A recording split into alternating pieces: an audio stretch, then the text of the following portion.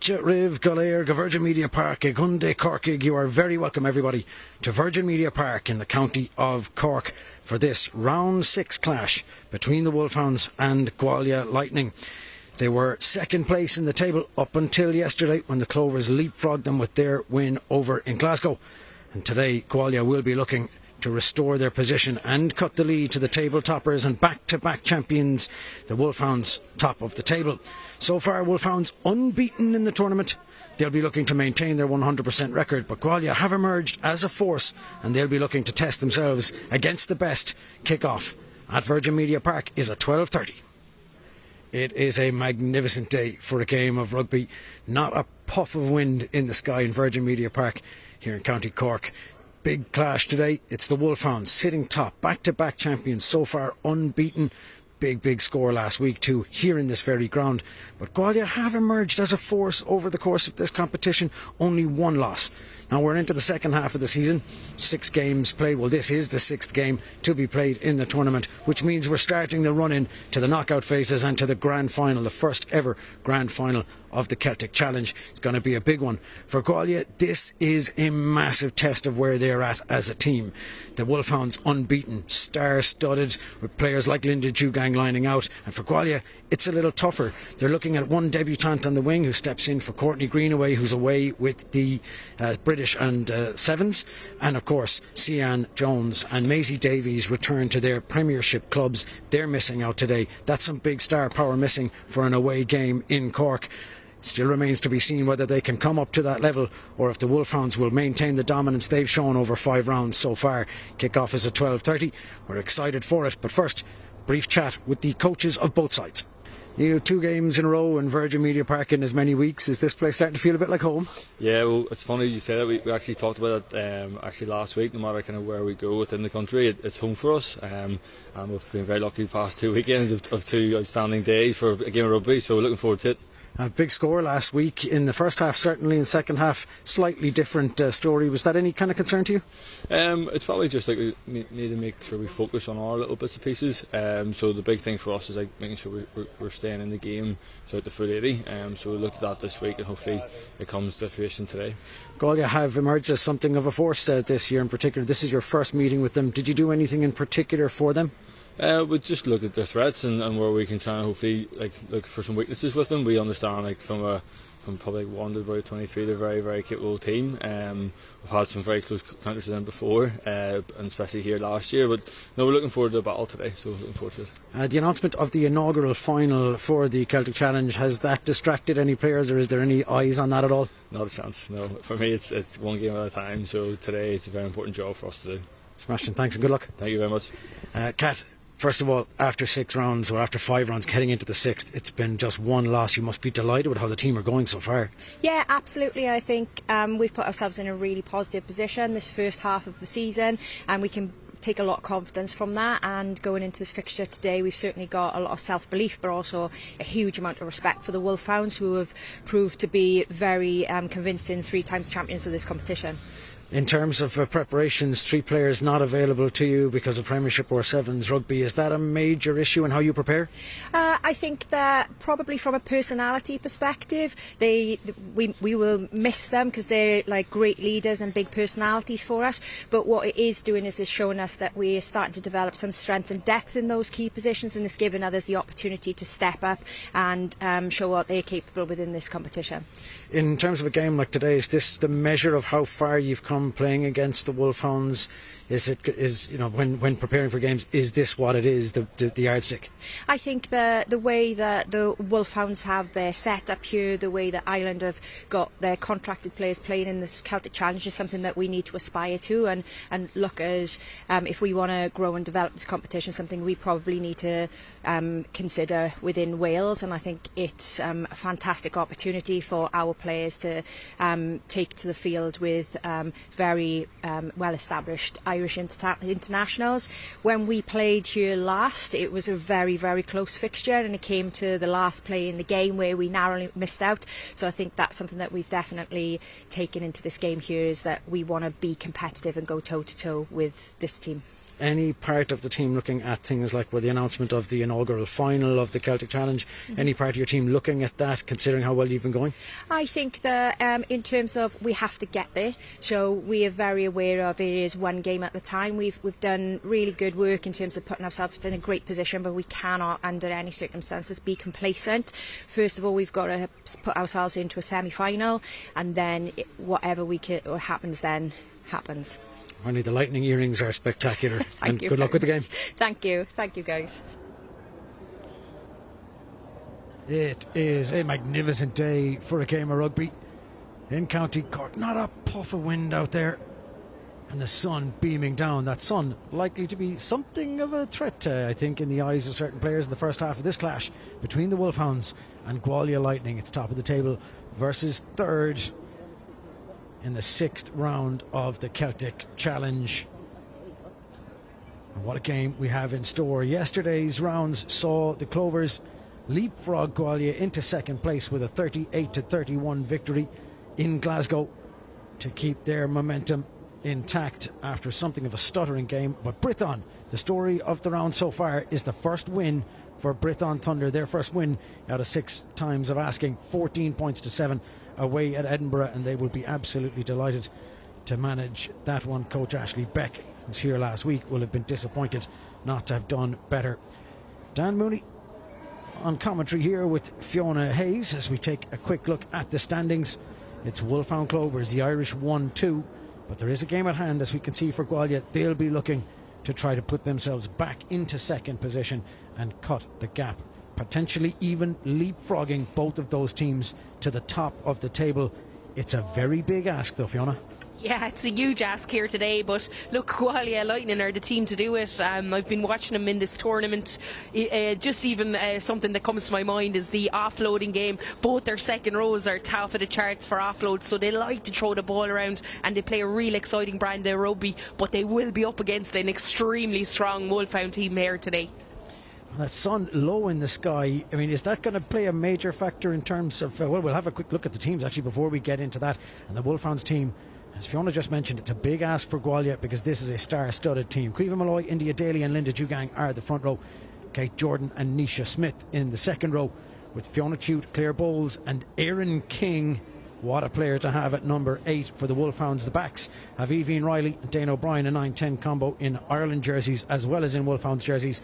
The centres, Eve Higgins and Aoife Dalton, another big pair for the Irish side. Maggie Boylan, Vicky Elms-Kinlan and Stacey Flood making up the back three. The bench has Maeve Clenahan, Cara McLean, Sophie Barrett, Regan Casey, Aoife Corcoran, Jade Gaffney, Abby Moyles and Katie Corrigan in a star-studded 23. For Gwalia, however, it is a different kettle of fish. They're missing 3 big players. Jenny Scoble starts at number 1 instead of Maisie Davies, who's been recalled to the Bristol Bears. Molly Reardon is at 2 and Evie Hill gets her first start at tight head. Ala Piers and Tilly Vukaj, the Welsh international, second row pairing, and Lily Terry, Anwen Owen and another King, Brioni King. So the battle of the Kings here at Virgin Media Park today. The backs have Katie Bevins and Carrie Hughes at 9 and 10. Bevins with a big ask to fill the boots of Sian Jones, who has also been recalled to her club. The centre pairing is Isla McMullen, Caitlin Lewis, with Jodie Palmer, Nikita Prothero and Kat Richards, the vice captain, at full back. On the bench, Molly Wakely, Chloe Thomas Bradley, Kerry Cumming, Catherine Stewart, Erin Williams, Lottie Buffery Latham, Lily Hawkins and Molly Anderson Thomas. As you said, Fiona, they have the ability. They've shown that only 1 loss so far for the Gwalia in the competition. Wolfhounds unbeaten, and that's a really big squad they've got. Yeah, look, even if you look at the Wolfhounds last week, they had a lot of the contracted girls that play with Ireland. Most of them weren't playing in that back line in particular, so they're still able to rotate and get those big wins. But it's this team, Thunder, I think, Lightning, are the exciting team to watch. I've seen them in a couple of games. They play a really nice brand of rugby. Huge that Maeve Davies has gone back to Bristol. I mean, she's just been immense, especially in metres carried. But it's their number 8, Briony King. she is unbelievable. Stealing the ball, just in general around the pitch, you'll see her everywhere. She's going to be a real threat, and it's that battle of Erin King and Bryony King. I'm really looking forward to the battle of the back row, because both teams have the ability to poach the ball, but also are really, really good in those attacking wide channels in particular. Well, we know that Gwalia like to run that ball. They love to play it loose. They'll have the offloads. That's a part of their style. For the Wolfhounds, there's a lot more kicking involved. Dane O'Brien loves to put her boot on that and get them out of positions. It's sort of Route 1 rugby, if you like. Get it out of your area and then attack on the other teams. Are these two teams almost designed for a good matchup in the contrasting styles? Yeah, that's spot on. That's what you're hoping. Dana, like an unbelievable boot, and she puts teams under savage pressure. You can see with the Wolfhounds their style of play inside anywhere, maybe that 40-metre challenge between the 10-metre and their own try line. It's probably 2 phases and they kick back unless they're gaining massive gain line carries. So in general, you will see that this Gwalia Lightning team in that backfield are going to be waiting for those kicks. They might even drop an extra person into that backfield for them to attack and go after, but certainly the Wolfhounds defence have been standing up really well, and some huge hits have gone in the last couple of games. Well, we were in Craig's for the clash between the Clovers and the Wolfhounds. That would have been the Wolfhounds' toughest outing so far, but they've not played this Gwalia team. Is there something in the unknownness, in the fact that they've never seen this team so far this season? Is there a threat in what they don't know yet? Yeah, look, and I think in this day and age they're probably doing a lot of analysis looking at that, but as I said, when you're losing 3 starters to a team that those players have been playing exceptional as well, it does impact the squad. So we'll see how they start and how they go after this Wolfhounds, because if the Wolfhounds start on top, we've seen they absolutely dominate teams. So I think it's Lightning's best interest to try and frustrate them, try and slow them down, especially around that breakdown, and if they get turnover ball in the backfield, that's when they go after them. Playing into the sun against a team that enjoys kicking the ball is not the advantage, or not the start, certainly, that Gwalia Lightning would have wanted. Tomas O'Sullivan is the man in the middle, and he is waiting for the signal from the sideline to start this game. And on St. Bridget's Day, Law Féile Bridget, we are seeing the clash of the best that the Welsh sides have against the best that the Irish sides have so far in this competition. Kicked off and really well collected. That one from Maggie Boylan outside the Wolfhounds 22, and the first big carries of the game, and we see that initial size aspect, and as mentioned by Fiona Hayes, the boot already at work. Dane O'Brien, it's going to bounce awkwardly. It's really well collected. An attempt to step out of the tackle. That's a big hit on Carrie Hughes. Goes to ground and the ball is spilled out the back, and Stacey Flood comes through and collects it, and suddenly the try line is beckoning for the Wolfhounds offend, and it's going to be a try scored inside seconds in this game. Finished to the left hand side of the touchline, the ball squirting out the back of a ruck, and the finish from Maggie Boylan in the corner with less than a minute played is not the start that Gwalia Lightning would have wanted. Exactly the start the Wolfhounds would have wanted. Yeah, spot on there. It was just unbelievable pressure. You can see the ball spilling out, but it's the ability of Stacey Flood to see that. She doesn't even ask the referee. She gets in there nice and quick. And Maggie Boylan, throughout the season, hanging on defenders' shoulders or hanging on attackers' shoulders, waiting for that offload, and unbelievable to get in and finish. Great supporting run from Boylan, and outstanding rugby IQ from Stacey Flood. What else would you expect from the Irish international? Dane O'Brien addressing this one. By no means an easy kick. Left footed. That one is going to pull, and just pulls at the last second, striking the post, and that's unfortunate. Such a nice strike of the ball. You always love that clink in the post, but you expect it to go back in and over on the other side. Unfortunate for Dana there that the ball hit the post and came back, but you can see that the Wolfhounds are here and getting that start now. They need to put pressure on Lightning and try and get up here quick on this kick-off. Carrie Hughes kicking off again, only seconds after she had kicked off the game. Drops it outside the 22. Same again for the Welsh side. Getting good distance on it and offering when there's nobody at home.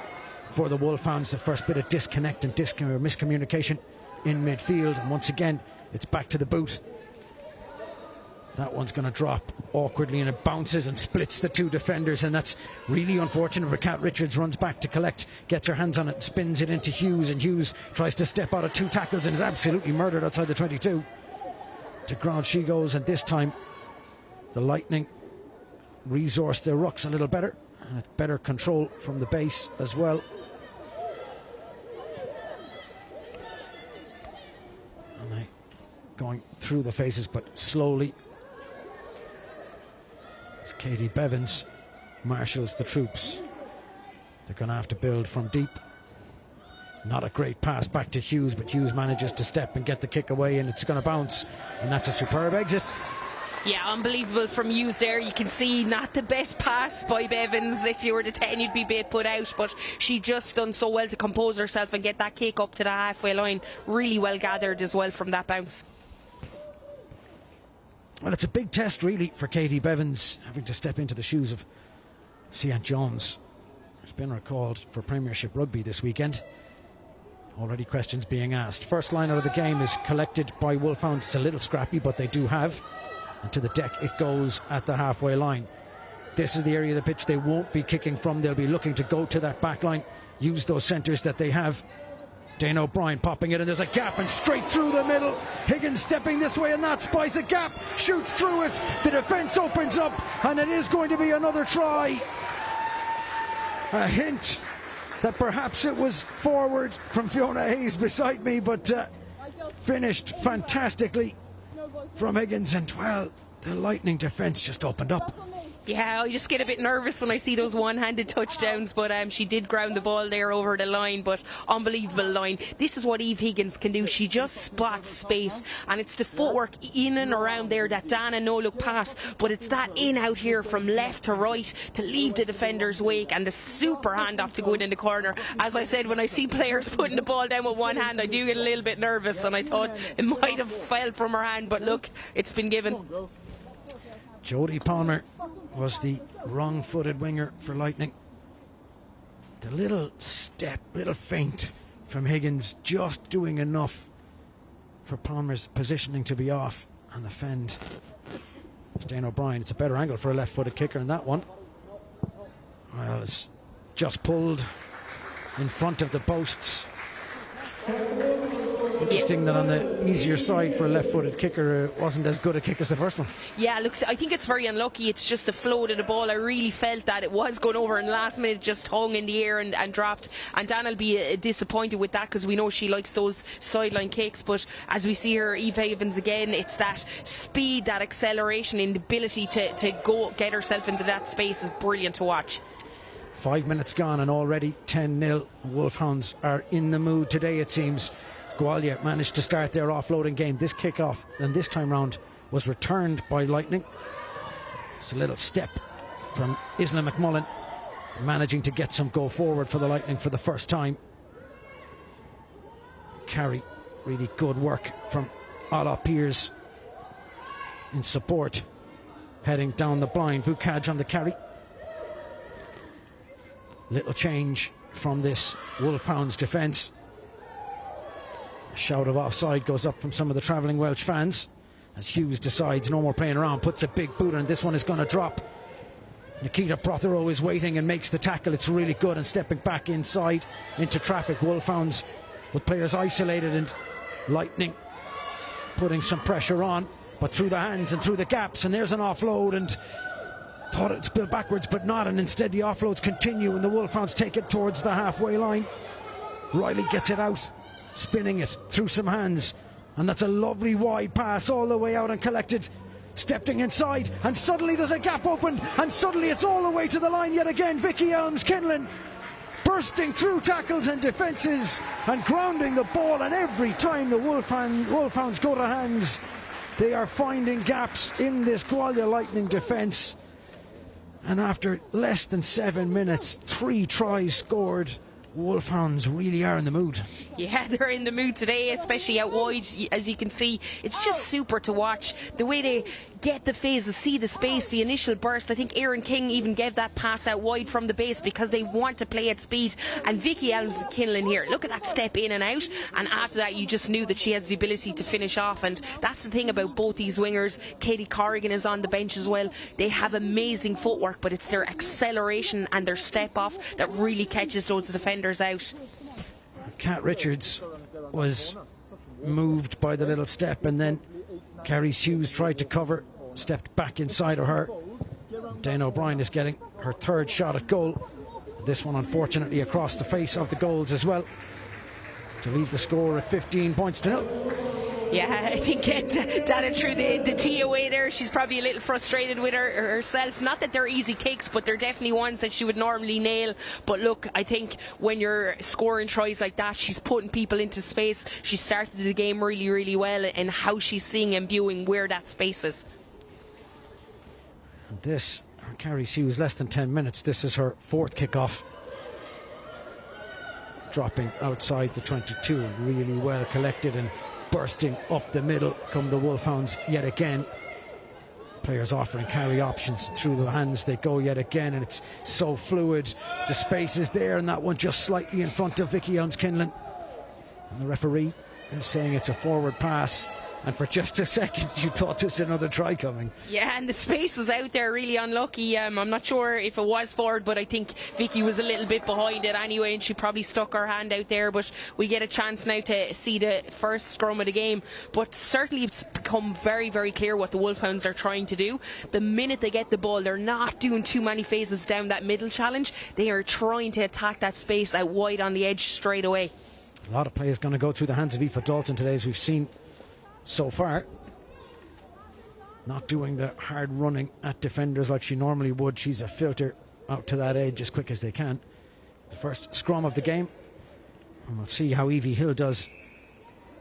And an early engagement from the Wolfhounds, his first bad picture painted to the referee, and here come Gwalia Lightning, and on the carry Isla McMullen. Bevins with the pass from the base. That's a heavy carry into Linda Dugang. Bevins again for Hughes. Hughes aiming it out the back, and up comes Dalton to cut off the passing option. That's a better ruck from Lightning through the hands. Lovely step inside from Kat Richards, but the defence stays closed. Briony King. Defensive line was waiting for, and Bevins comes down the blind side instead, and into hands, and Prothero stepping this way and that. Nikita Prothero does well, makes a yard or so. Briony King with a little show and go, goes through two tacklers. Players waiting to try to get the poach on and can't. Bevins spinning it out to Hughes, and Hughes into midfield, and lovely little offload is accomplished. That's really good for Richards. This is a little better from Lightning, getting some sustained passage of play, but the ball is loose, and they're knock on in the middle of it. That's the kind of one that some referees might call a penalty, but would have been a bit harsh considering the field position. Yeah, it's just look at that Wolfhounds line speed, how quickly they're getting up. Probably the ball is in the air a little bit too long from Gualia. That's given them chance to put up and maybe, or to get up there in their face. So I think they might need to shorten a few passes, really hold that internal defence to try and get the space that they need to get out wide, because they don't seem to be creating much space. But it's the 2 second rows, like I said, it's the offloads that they're doing that's unbelievable. That was Prees there as well, and she just tries to get her hands free, and you can see when they get out there they really want to try and keep that ball alive. From the base goes King, and King through hands to Richards, and Kat Richards stepping back inside goes to deck. And now Bevins, as pointed out by Fiona Hayes, that's a much faster, flatter pass. Bevins again, Hughes into midfield. The carry from McMullen, powering her legs, eventually brought to ground. Hughes has decided to put the big boot up, and Prothero is going to chase this one. Stacey Flood is in the backfield and collects it really well. And there's an offside against the Wolfhounds, and that's always the threat with having the line speed they have. They're really, really quick up. In that case, a little bit too quick. Yeah, and when you're 3 tries up as well, the referee is probably going to be looking and really clamping down to that area. But certainly, yeah, they jumped the gun a little bit there. As I said, they're very hard. They're coming up really abrasive, but just at that back foot, they were slightly ahead of it there. And fair play, I think it was the touch judge that spotted it and put his hand out for that advantage. Hughes' penalty takes Lightning into the Wolfhounds 22 for their first visit 12 minutes into this game. They need to start clawing back into this 15-0 deficit. Really well taken off the top, and here comes a maul. Not what you'd expect. Molly Reardon is at the back of this. Is she going to try to break as they look to move the Wolfhounds maul defence, and it spins and wheels a little bit, and there is some space, but Bevins decides to go for it, and McMullen on the carry. That's a massive carry into contact. There is space outside if they can find it, but it's really, really slow, and Hughes has to come back inside. Looks to slice through the defence. Huge hit to stop her. McMullen has hands on it, finding King, looking to go on the carry. Excuse my eyesight. That's actually Terry. Little show and go from Vukac, the Welsh international. The Wolfhounds defence not buying it. Another big carry from Pearce. It's blindside this time. The option was there. It's knocked backwards, but it has slowed things down. Tackle is made. Wolfhounds defence looks unperturbed so far as Molly Reardon carries into contact. Absolutely no change for Gwalia. They are starting slowly to make some yards. King stepping back inside, eventually goes to ground. Referee's hand is out. Is there another offside coming? And there is options through the hands. They have the advantage. It's for free now for Lightning, and the referee says no advantage, and so the second offside penalty is conceded. This one straight in front of the posts. Yeah, it's a clear. I think it was Kate Jordan. I saw there was a slight little jump just before the ball was passed, and the referee did spot that. But I think even though they're in front of the post, they probably have to go to that corner. What's really interesting as well, Dan, is that the Wolfhounds aren't going up and contesting that line out, so they're actually back in their maul defence to stay down and be able to stop it at source. So, oh, I'm wrong. She's going for the 3-pointer. Well, I think the coach in me would be saying no. And so this is the difference of opinions that happen with these. For me, all day long you take that 3 points, particularly when you've seen the number of phases they went through for very little yards. There's just 3 points on offer. But yeah, listen, what do I know? I just thought with the last maul they did get maybe 6-7 metres before they broke away from it. But look, yeah, Dan, who knows? You could be, it could come down to 3 in the end, and I could be saying I'm way off, but I'm not too sure. I think another crack at that line, it would have been good to see. It does mean that the scoring is opened for Gwalia Lightning. It's taken them 15 minutes, but they are off the mark. Carrie Hughes splitting the post to make it 15 points to 3. Yeah, Kerry's Hughes is a very physical sort of 10. You see her in the mix there. She's carrying it a lot. I think she'd like a bit more quick ball coming to her, but she is really good in that area of carrying in that contact. Pearce absolutely running over the first tackle, taking it outside the 22. Prothero's chasing Flood and makes the tackle at the halfway line. And are there enough Lightning players up to contest this one? Wolfhounds do really well to resource that ruck in a hurry. Higgins back inside. It's a really good pass from the centre with one try to her name already. Big carry and stopped at the gain line. Ball is on the ground and playable. Riley spinning it out to O'Brien, and O'Brien with a little dink over the top. And is this one going to be collected? The bounce was just perfect and then spilled forward. Dalton thought she was running onto that one, and the posts were beckoning. Yeah, look, what a spot by Dan to see the space. There were 2 players back in the backfield, but were probably slightly deep, and you could see she was eyeing up on that. Everyone outside her was telling her, and so unfortunate. I think it was Aoife Dalton nearly grabbed it at 13, and if she caught her hold of that, I'd say she would have been through. But really good spot at that space. Big carry in the build-up from Caoimhe Malloy, also such a big unit to try to stop. Yeah, she's from, like, I've played against her even before I retired. She's an unbelievable player. Back row as well has gone up to front row, but to see her carry. But one of the biggest things for me, Dan, was the big huge hit she put in down there after 4 or 5 phases. So defensively she's really strong in that area as well. Bríony King picks from the back of the scrum and goes running, and she's got quite a bit of speed for a big unit, taking Gwalia up to the 10, but she was isolated. Gwalia couldn't get the support in on top, and Bríony King is caught holding on the deck, and well, it was a great run and showed great speed, but the line couldn't keep up with her. Yeah, look, and I think that sometimes happens. She's gone out in that outside channel. She's probably gone across pitch, eaten up the space, got out to that wide channel, and they just weren't there to resource her up. And I think it was Vicky Elms kindling in there over the ball, which she's very, very strong and hard to move off once she gets her body shape right. Dana King, and we can see it. Bríony King carrying. It's a really good tackle. Vicky Elms kindling is the first one in over it, as Wolfhounds go to their line out, and it's spilled at the back and collected by Gualia, and that line out just showing a little signs of malfunction from the Wolfhounds so far. Dropped back into the 10, Kerry Hughes, and Hughes puts the big kick. It's collected.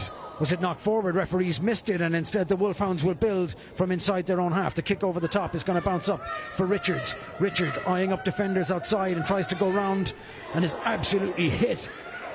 Well, that was massive, stopping her in her tracks. Yeah, Maggie Boylan puts in those huge hits all the time. They're a killer. And instead it's going to be no more playing around with this, and Kerry Hughes once again goes to the sky. Dane O'Brien is back to collect it. Charge down from Prothero, and the ball is loose, and that's another big hit from Bríony King, who picks the ball at the back, having made the hit, getting back to her feet and collecting the ball. Wolfhounds not wise to it, and the carry from Jenny Scoble.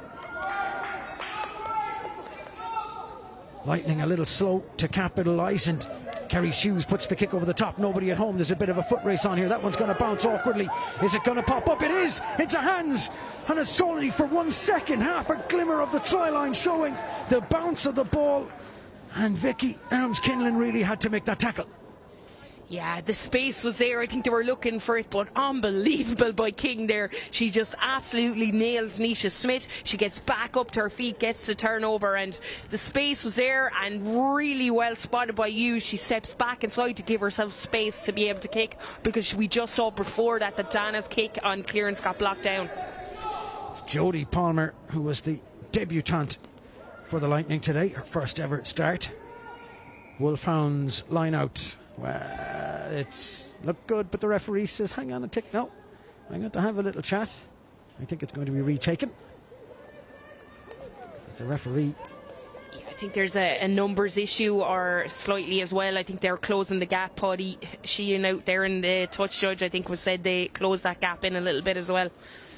This time it goes well and taken well off the top. Had to be really for the Wolfhounds at their own 5, and they're looking to build them all from that 5, creaking forward, and out the back they go into contact. Ball on the deck. Riley has hands on it, popping it out. That's a really good carry from Erin King. Back to Dane O'Brien, and O'Brien putting a huge boot on this one, dropping for Palmer and collected really well. Looking to see what the space she can go to. Kerry Hughes has to collect it slightly behind her. Does a really good kick over the top. Flood controls with the boot and looking to step. Offload is for Linda Jugang, and Nikita Prothero's there, and just about is scrappy, but just about collected by the Wolfhounds back inside their own 22. Unorthodox by Kerry Hughes there, but I love to see it. It was such a good kick. I suppose with the sun in the air, it gives anyone a chance of getting after.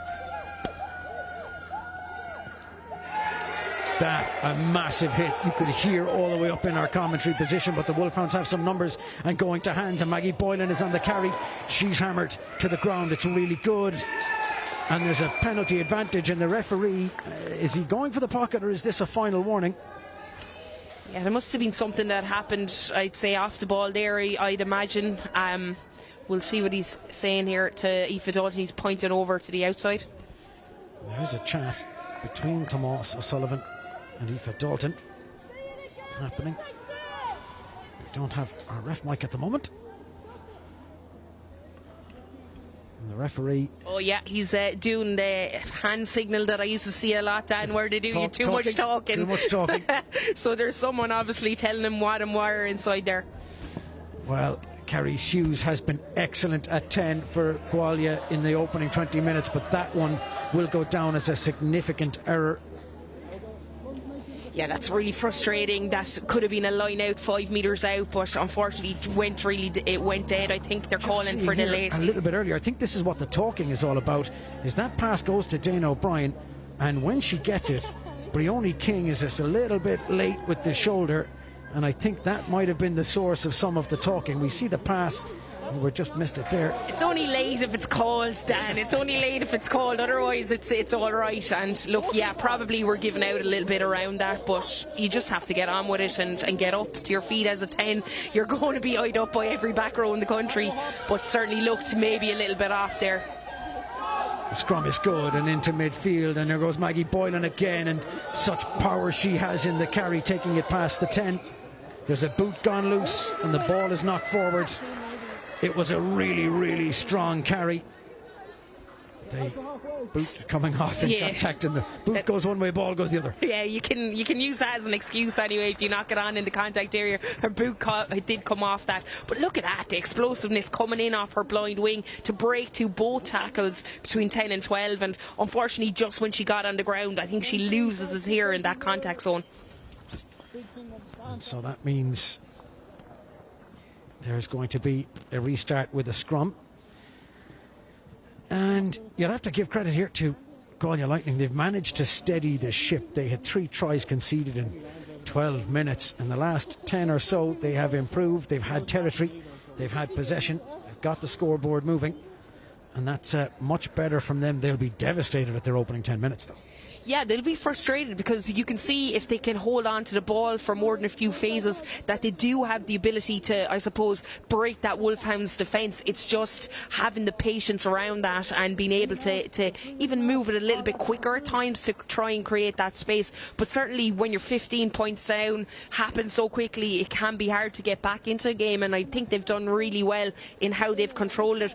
Especially use at 10. I mean, she's not just kicking off her right to the right side. You can see that she's looking up, trying to see where the space is, and also carrying hard when she has to as well. When the pass isn't on, she's making big meters. So they're doing well. And they'll also, we saw there in the contact area, the ball was knocked on, but I think their defensive level has come up a bit. I think King put in a big, huge hit, and everyone got Evie Hill there at tight head put in another hit. And I know when you're coaching or when you're playing, if one or two of those big match hits comes in, you can see, and looking on camera here, we have Sean Lynn, so it just shows the importance of this Celtic challenge.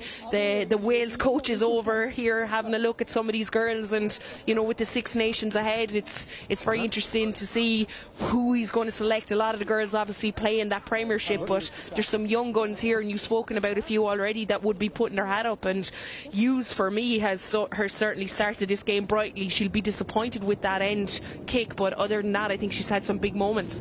She certainly has. If anything good that the Lightning have done so far has been through her. As we look to the restart, Linda Dugang was receiving some treatment on a hand there, and in that front row style, wrapping her own injuries, eager to get on with it. Our ref mic is back, so we can hear Tomás O'Sullivan, and we can hear everyone else giving out. From the back, Bríony King popping it up for Bevins. Bevins out the back door, and once again Carrie Hughes with the dink over the top. It's going to bounce. Can Prothero get hands on it? Really well collected in the backfield from Flood, stepping out of 2 tackles up to the edge of the 22. Always looking for gaps is the Irish fullback when she carries. Loves a kick transition. Evie Riley back to Dane O'Brien, and O'Brien dropping into the hands of Prothero, who gets herself back to her feet, steps out of the tackle of Maggie Boylan. Forward issue. Bevins to Reardon. Reardon with a lovely little offload to the deck. It goes, and a penalty coming through. Aaron King. penalised for playing the 9, as we can hear.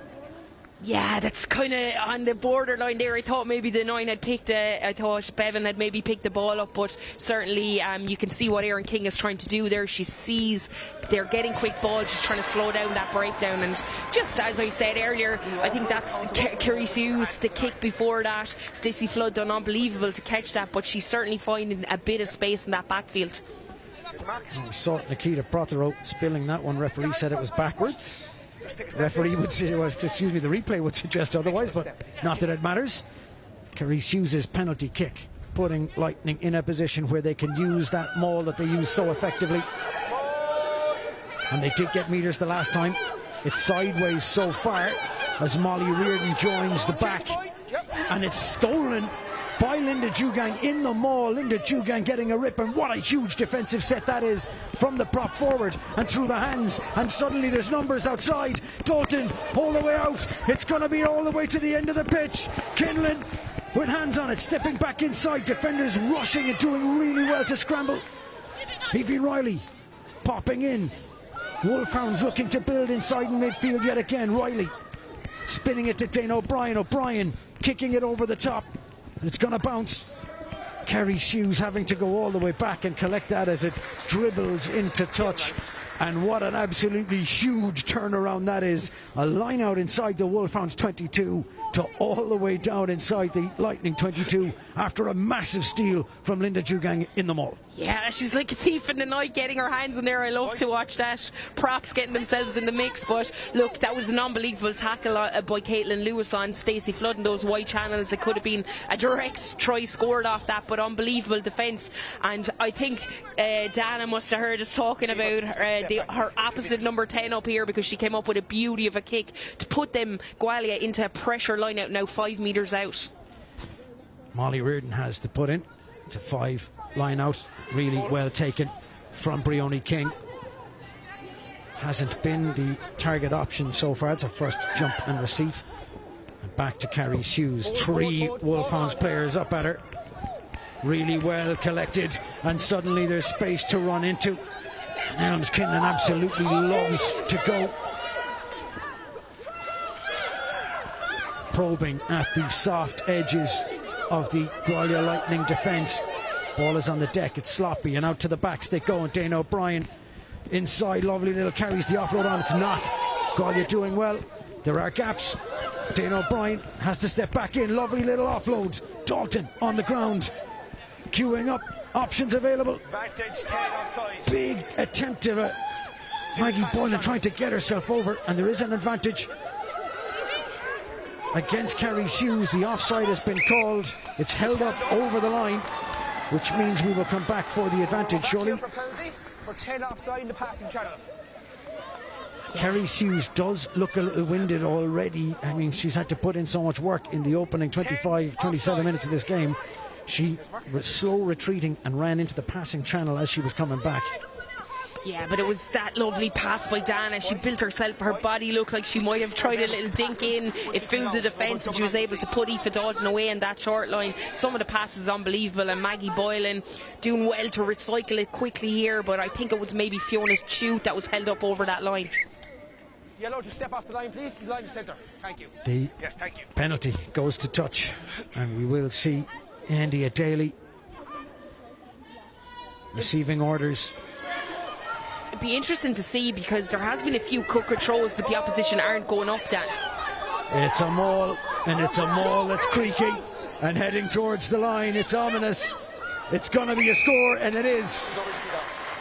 Well, it was so well controlled, so well managed, and India Daly coming up from the bottom of that. That one is as basic a game. The principles of rugby are as simple as that. You get your maul control like that, you keep the shape, and it's Yeah, it's so well done. It's that shift to the left-hand side. They can feel there's a little bit of space out there, and the whole maul went. India Daly does what I love to do best, just hang off the back, wait till you get to the line and go over. But you can see, and I said it a bit earlier, it's interesting that neither team are contesting those lineouts, so they're both obviously afraid of each other's maul. But I think they need to get up in the air and maybe put themselves, especially there, because they didn't defend it on the ground, so you need to cause a bit of havoc up in the air by going against them. Dano O'Brien, this kick looks a little better, drifting in and spinning the posts. Her first at the 4th time of asking.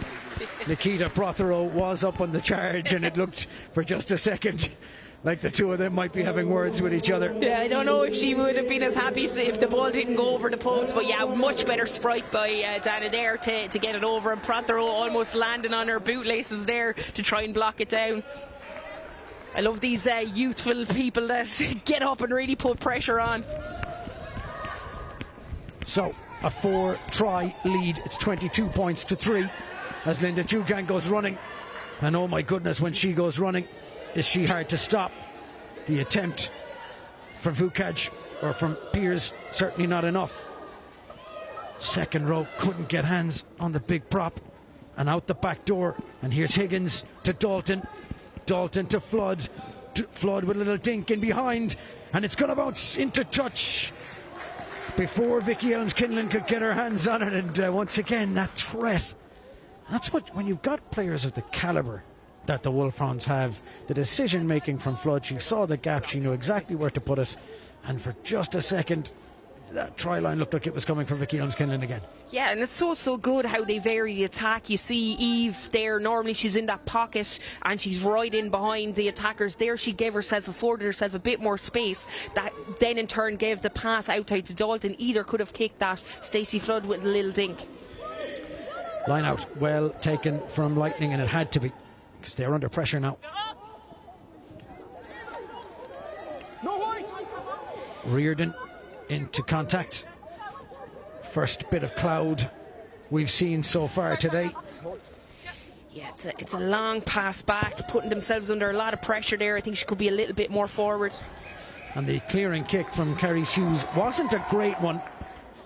Vicky Elms-Kinlan came to collect it on her knees and knocks it forward, and then it's a great one, Dan. Then it's a great one, because she got her team a scrum just on that 10-metre line. But you can see the pressure that's coming on from Erin King, and it is a long pass that's going back to her, so they are getting up. But look, she's the ability and the boot to clear her lines, and Vicky Elms will be disappointed with that, because she's been playing out of her skin so far, really running hard lines and really working off her wing as well. We can see her going from right to left to try and get involved. We do have clocks off, and the referee is back down. I believe that is Molly Reardon, slow to get to her feet after a big carry to try to make some yards after the line out. Yeah, she's one hardy player, Molly Reardon. She's everywhere for a hooker. You know, her throw has been on the money, but it's that ability. She's putting in big hits. She's not the biggest person on the pitch, but she's certainly thrown her body around. And unfortunate there, you wouldn't want to lose her this early in a game, because, as I said, as well as those hits, she's got a really low centre of gravity in her carries and is very hard to take down with her leg drive. She's still receiving treatment, so we do have time off. She'll be needed in this front row. Very ginger on that knee as she limps. She's back and moving, so the clock is back on. But I'll tell you something, when you're coming up against a front row of Caoimhe Malloy, India Daly and Linda Jugang, what you don't want is any lack of power. No, and the scrums, to be fair, have been fairly even. They've both tried and locked it down there, but certainly I think what Gwalia will be looking for here is to try and get that ball out the back. Maybe a pick and go at 8. They've gained massive metres when they've done that, but the back line look like they're looking for it as well. Once again, fairly honours even in the scrum as Bríony King goes on the rampage. And that was a good pop up, but the ball spilled forward, and suddenly the Wolfhounds, as they are every time. Here goes a massive, once again, a huge carry from Maggie Boylan. Can't be stopped. Boylan rolling out of tackles and into the 22. Higgins with a little step to the deck. She goes, always looking for the gap as well. Riley has hands on it. has to act as a back row auxiliary herself. The number 9 ball is available and almost ripped. Wolfhounds doing well to retain possession. Riley, that's a huge pop up, heading for the line, over the line, and that is an outstanding finish. The try has been scored, and who else? Fiona Chute, scrum cap and all. Yeah, on the back of a player of the game performance last week. I think she might have got hold up in that previous thing, held up over the line, so that was not happening to her again. And just brilliant. Maggie Boylan created this. Look at the leg drive, the handoff, the ability to stay in field, and she actually got the ball popped to her as well as she was coming out of that tackle just a couple of seconds later. But unbelievable finish from Fiona Chute, backed up by those around her, but the low centre of gravity, and as she shifts her weight here, you know, all she's thinking is, I gotta get this ball down, and certainly gets her hands free to do that. Well, it just shows the power all over the park for this Wolfhounds team. Fiona Chute can't be stopped from that range, but it's Maggie Boylan, and both Nikita Prothero and Kat Richards don't want to be looking at the replay of that. Both of them had hands on the winger, both of them brushed aside as Dane O'Brien's conversion drifts just to the right and wide. And so 27 points to 3. It's now the work that needs to be done for Lightning to remain in any kind of contention in this game. They simply need to do better. Yeah, look, and they have a chance now to maybe get up under this kick-off and try and put pressure on to get, I suppose, possession back, because as we know, the Wolfhounds will kick it to you if you can get them inside that, keep them inside that channel. Ball knocked on and then played, I think, or 3 is in from the side. That's what the referee is saying. So Linda Jugang punished. Hard to see what the issue was there, but an opportunity for Carrie Hughes to put Lightning into the 22, and that one is not going to find touch. O'Brien collects it and pops it off, and Flood has to go. That one, another error from Carrie Hughes, just her second. She has been great.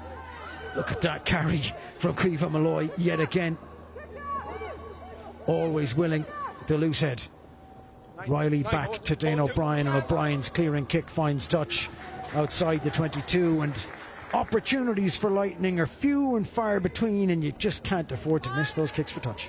No, that's frustrating for them, because you'd rather have a line of 10 metres out rather than getting that distance and not having the ball at all. So they'll just have to, I suppose, just take a little bit of a breather before they go for that kick, because it's happened twice now, and when they get their maul formed, they are dangerous. I know Linda ripped it once, Jugang, but certainly I've seen them in the past. If they can get that rolling, they can add a bit of speed.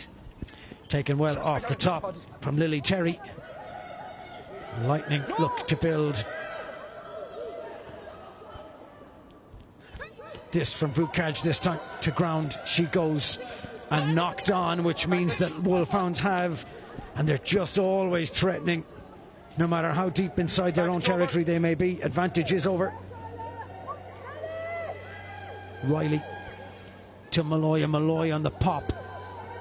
King goes to deck as Riley brings it out to Higgins. Higgins to O'Brien. O'Brien to Dalton, and Dalton sets off, spinning a big pass out, and once again it's Boylan setting off and slicing through defenders again, gets the offload, stepping back inside. Flood needs some support.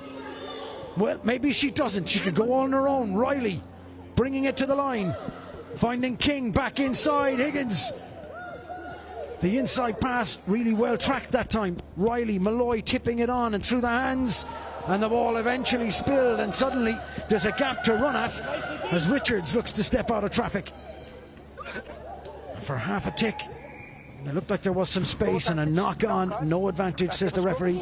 We come back for the original knock on, and that was helter-skelter stuff. Hectic stuff, really exciting to watch. You're going from end to end, but look, you can see here what the Wolfhounds are trying to do. They're just trying to play at speed, attack space, but unfortunately just that tip on. I think it's Kate Jordan gets her hand on it, couldn't control it, and then it looked like they were turnover and they were going up the other side of the pitch. I think it was Kat Richards there, but they get to settle things down now. Gwalia get in, have a scrum, and I suppose they need to get a couple of phases of attack inside that Wolfhounds half just before the break, hopefully. She went straight in and tackled the tackler. Bit of a chat On your player. from the referee. You not do that, no. Like, see it. Yes, but she's taking it straight out. This is the Linda Shugang. They're still arguing that penalty. I didn't understand it myself, as Wolfhounds had the ball. So I think it's something around the clear out that he's saying. Maybe she cleared her out before.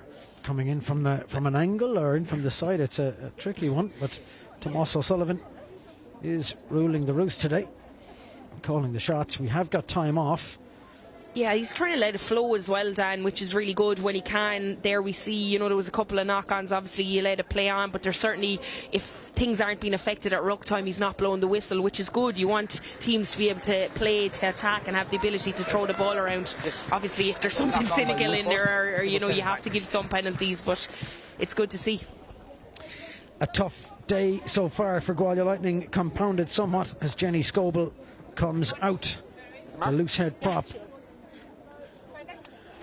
injured in the course of play, which means an entry for Chloe Thomas Bradley, the replacement loose head. Yeah, the scrum has been going well so far, so hopefully they can get in and anchor that as well. And they are using King at the back a lot, so they might look to vary this up a little bit now and change it up. That's our first one. Let's make sure we keep the space and wait for the calls. As you say, it has been a good scrummaging from both sides so far today. This is the first time we've had to see them reset a scrum, and it's 37 minutes. We'll see if Chloe Thomas Bradley adds. More likely, as we've often seen from replacement players, not quite getting the groove of the game. And there's a big shove from the Wolfhounds. A lot of pressure on that scrum, but Lightning get it away. And McMullen on the carry. The 12 has been willing to go at that channel. Take it back in. Back to carry Hughes. That's a massive kick. Prothero can chase and put pressure on. Gets the tackle yet again. She's been good at that. Kat Richards looks to steal and can't. Riley picks and goes. The gap was there. Avian Riley lifting through it. Tries to go on the outside. Does go on the outside. Carries Hughes, can't stop her. Avian Riley with the rugby IQ spotted the gap, sliced through it, and goes around Carrie Hughes for another score. And what a try from the scrum half. Unbelievable. She's been playing out of her skin in this tournament. You can see she's itching to get that Irish starting jersey, and she's been so good around that ruck area. Any little spillage, any ball, and Avian Riley, unbelievable there. But it's the footwork and the afterburners here, the decision to take her on the outside. A lot of nines might have stayed and waited for the support to come, but she's unbelievable at the minute and playing the best rugby of her life. Well, that's rugby IQ. She spotted no pillar. Nobody defending tight. Kat Richards, and you could see Kat Richards' face when she realised the gap was there. Avian Riley ghosting through it for the 6th try. Dan O'Brien's left boot hooks, pulls in front of the post. Yeah, and Dan, it's probably an area the coaching staff will be frustrated when they go in from Gualia, just holding on to the ball in that ruck, because as you've seen, twice is spilled, and both times Wolfhounds have scored off that. And I know when you're coaching and you're doing ball carry, obviously you want quick clear outs, so the ball needs to be really protected by that player on the ground, but it seems to be spilling, and these guys in the Wolfhounds are up on it straight away and creating opportunities to score. Well, we said they were in the mood early on, and that hasn't changed as the clock ticks over the 40-minute mark. The next time the ball goes out, it will be half-time, and what a half it's been for the Wolfhounds at 32 points to 3 up. Kerry Hughes with a tough day at the office. The kickoff is really well collected, on her knees and managing to get up and get going. Back to O'Brien. That's not a great pass. O'Brien, and Stacey Flood says, you know what, we've enough of that for today. We'll get back into the dressing rooms and we'll take ourselves a little break. Neil Alcorn, the coach, is sitting right next to us here for most of this commentary position. He'll be pretty happy with his sides opening 40 minutes for Gualia. They're slow coming off the pitch, and there seems to be some discussions amongst the players. They'll need to correct something in the second half, Fiona. Yeah, look, it's frustrating for them because they've actually had really good moments in the game but just can't capitalise and score, and will be frustrated with their defence in particular because there has been huge hits and they've tried to protect their line, but when the ball spills or any turnover, they're just slow to react. Well, at half time it is 32 points to 3. The Wolfhounds are mean. They're taking every opportunity that comes their way and deservedly lead in this game. We have highlights from some of the games from yesterday, but for today we're just having a look. That first try, a ball leaking out the back, really well collected from Flood, collected on the inside pass from Boylan, and Boylan managing to burst away from Cat Richards to get the ball down. The second try of the game, Riley instrumental in all of these things, to O'Brien finding Higgins. Eve Higgins, a powerful runner, and what a little step to step past the flailing arms of Jodie Palmer, the debutante, grounded one-handed. Again, this time round, it went all the way to the edge. That's where they want to be. Vicky Helms-Kinlan with the little fend, bursting down the tram lines. Nobody, well, one attempt from Carrie Hughes to cover. The little step back inside. A great winger's try. Then the maul try. A groaning maul moving forward. It's Route 1 stuff. And India Daly picking her moment to pick from the back of that maul and ground over the line. And still they weren't done with the half. Once again, tearing at that Gwalia Lightning line. And Fiona Chute, huge carry. 2 players trying to stop her. Can't be done. And then finally, just before half time, little pick. And what a finish from Evine Riley, the 9 who has been absolutely outstanding so far. We will have full highlights of Glasgow versus Clovers game for our half time, and you can rejoin us for the second half, full 40 minutes. After a very short break, enjoy this highlights package.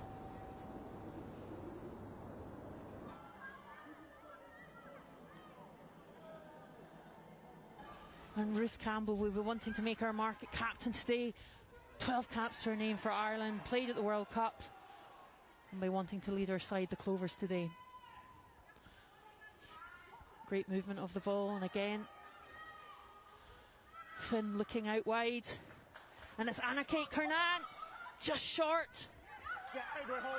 She's looking threatening, and it's pass out wide.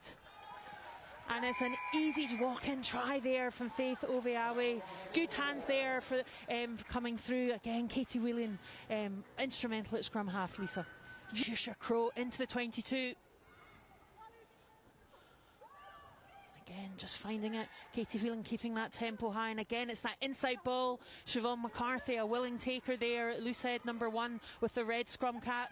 Evie McGrath there, just pumping those legs. So hard to bring down. Such a strong player. And she's made those meters, even though despite the attentions of Glasgow Warriors. Evie McGrath, try number 2 for the Clovers. That's just all about fighting the meters made beyond contact. We know they're very physical, we know they're very strong in there, so Glasgow really need to try to up their defensive efforts in terms of their tackle. It needs to be a little bit lower. It's just a 1v1 tackle here, so it's a really good picking off of the mismatches in the middle here, but again it's that high tempo of play there. Come back, and it's that 1v1 tackle there. Frey Walker just misses that, and then it's really difficult for the likes of Robin Allen to try and get low enough. She's on a... And Clovers are playing. Orla Dixon sees some gaps and trying to out in that right channel. And again, back to Ruth Campbell, back in the side today. Alana McInerney, we've not seen much of her, but hands on the ball. Again, Anna-Kate Kernan. There's talked so much about her already. And that dummy from Katie Whelan, an absolute snipe there. What a wonderful play there from Katie Whelan at scrum half for the Clovers' 3rd try. It just seems a lot of action at the minute. We're just looking to our right hand side. Clovers just seem to be getting so much territory and ball and just positivity with their carries. That's given them plenty of options. Glasgow just maybe need to look to get off the line a bit more, try and cut down the space there, because there's opportunities to put pressure under their skills with these weather conditions. But again, it's coming down to these great carries up front. Yes, again, setting up great platforms there by Anna-Kate Cunane. But it was just that little snipe there by Katie Whelan, noticing that Aisha Sutcliffe had just turned her hips a little bit. And again, it's a great shove there. Kubra keeping it in. They're just keeping it in. Can she keep her patience? Absolutely superb some try. What a wonderful set piece by the Glasgow Warriors to score their first try of the day. Emily Kubra, first try for the Warriors today against the Clovers. That was just ruthlessness up front in that scrum, knowing that they were getting advantage after advantage and penalties there. Having Holland Bogan decide that actually we're going to scrum again, and turn that screw. And it was great here from Emily Cooper, noticing the scrum was going up slightly on the left, wasn't tempted to pick and go, just waited until opportune moment to just dive on the ball when it's over the try line. And it gives Millie Warren a bit of a difficult conversion here, but she was really successful last week with 3 from 4, so she's definitely going to get this pretty close with the wind helping her. Rebecca Douglas. And again, this is where Glasgow just want to keep ball in hand. And their interception try there by Anna McGann. Just over-egging it. Just exposed there, and Anna McGann, a great read, all that international sevens experience and 15s experience. Yeah, just spotting the shape that Glasgow put up. They were likely to play at the back as they have been doing most of this game, and like you say, it was just a really good spot and a really good read, and is using all that height that she's got to her advantage there to just grasp that out the sky. Unfortunately, again, it's just against the break of play here. They've done some really good things, but they just noticed there that it's kind of pulled out the back, and it's just picked off between Millie Warren and Brian McNamara there. Again, Avine McGrath so quick at that breakdown and strong at that breakdown. Again, that intercept ball, and it's Alana McInerney. So quick, but Skye Finnister's determined not to let her go. What a tackle! What a tackle by Skye Finnister! And it's a battle between Alana McInerney and Skye Finnister. Reinforcements arriving, and Clover's in that 22. And Avine McGrath, just so strong, and it's her second try. Clover's 5th try, Avine McGrath's 2nd try of the day. What a break by Alana McInerney. Alana McInerney maybe good in the attack there today, but also really in defence. Orla Dixon is finding that edge and variating that attack. What out the back pass by McNamara to Skye Finnister. Absolutely huge. That's the motivation that the Warriors need here. And Aileen McGilvery running into some attack there. Faith Obiabe solid in defence. And again, Siobhan McGrath strong at loose head. Can play second row as well. Poppy Fletcher probably just wants to drive hard right away. Keep those legs, strong legs pumping. That's it, great drive there. Imogen Spence, excellent carry there by the replacement tight head. And here's Holland Bogan, can she get over? And she has! The referees confirmed that is a try, the 2nd try for the Warriors by Holland Bogan, her 1st try of this competition. Good. Excellent play there by Sidemeyer, fast off that line. But again, Holland Bogan is in no mood to muck about. And Hannah done a super offload to Emily Kubra. Excellent linking play. And it's going left in the 22 now. Again, Imogen Spence on that ball. Brian McNamara just putting it back inside to Millie Warren, who dances round the defence and scores her try for the Glasgow Warriors. 3rd try and her 1st try of this year's competition. Outstanding play by Millie Warren. Again, it all comes from Holland Bogan. I feel like she's at the core of everything that's going well for Glasgow Warriors at the minute. She's done her 2nd really smart rugby IQ moment where she gets tackled, releases the ball, steps up and then drives through the contact again, which starts this off, and then it's just that offload. Once they're in behind, they're just getting those offloads in from Hannah Dunnett, and then we've got Emily Kubra who's all there as well. Notices she gets tied up and tackled, but the support is there, it's nice and quick. And then Brian McNamara, cool as you like, looks for the outside, then bumps back in again, and Millie Warren just uses her footwork and power to just drive through Aoife Corey right at the end there and stretch out. there was that change of direction there by Brian McNamara, mirroring what good bursts of acceleration. Good work, thank you. And Emily Lane, and again that chip through, but Brian McNamara reads it, and those footballing skills from New Zealand have just paying dividends. And Emily Norval, great control. Oh, looks like that. The whistle's up. The whistle's up, and it's a penalty try. Tackled off the ball. Emily Norval. Penalty try. Yellow card 6. Yellow card to Faith Oviabe there. Tracking back. We'll see the replay in a minute. But that's the bonus point try for the Glasgow Warriors. Penalty try. Claudia McLaren will be absolutely raging. She worked so hard to keep going and dot the ball down, but alas, it will not get attributed to her name. But it was a great little poke through by Brian McNamara. I believe she did this in the first time these guys played as well, got a little knock through as well. But it was a great chase by Emily Norval. Faith Obiawi had done so well. I think if she'd bided her time a little longer, she probably could have got that, but she was a little bit too impulsive and gave that away. Emily Lane just marshalling them. I think that's Sive McGrath. It's short. Good work, Black, thank you. Aideen McGrath wanting help. Can she get her hat trick? She's denied on the line, and it goes wide. And Hessian spins, and she scores. She scores for the Clover. She for Hessian. 5th try for the Clovers, and they go into extend their lead there for that 5th try. Providing that support play. Imogen Spence looking for that extra help. No. Sive McGrath says no. And again, Holland Bogan is through. She needs support. Emily Cooper, has she got that turn of pace?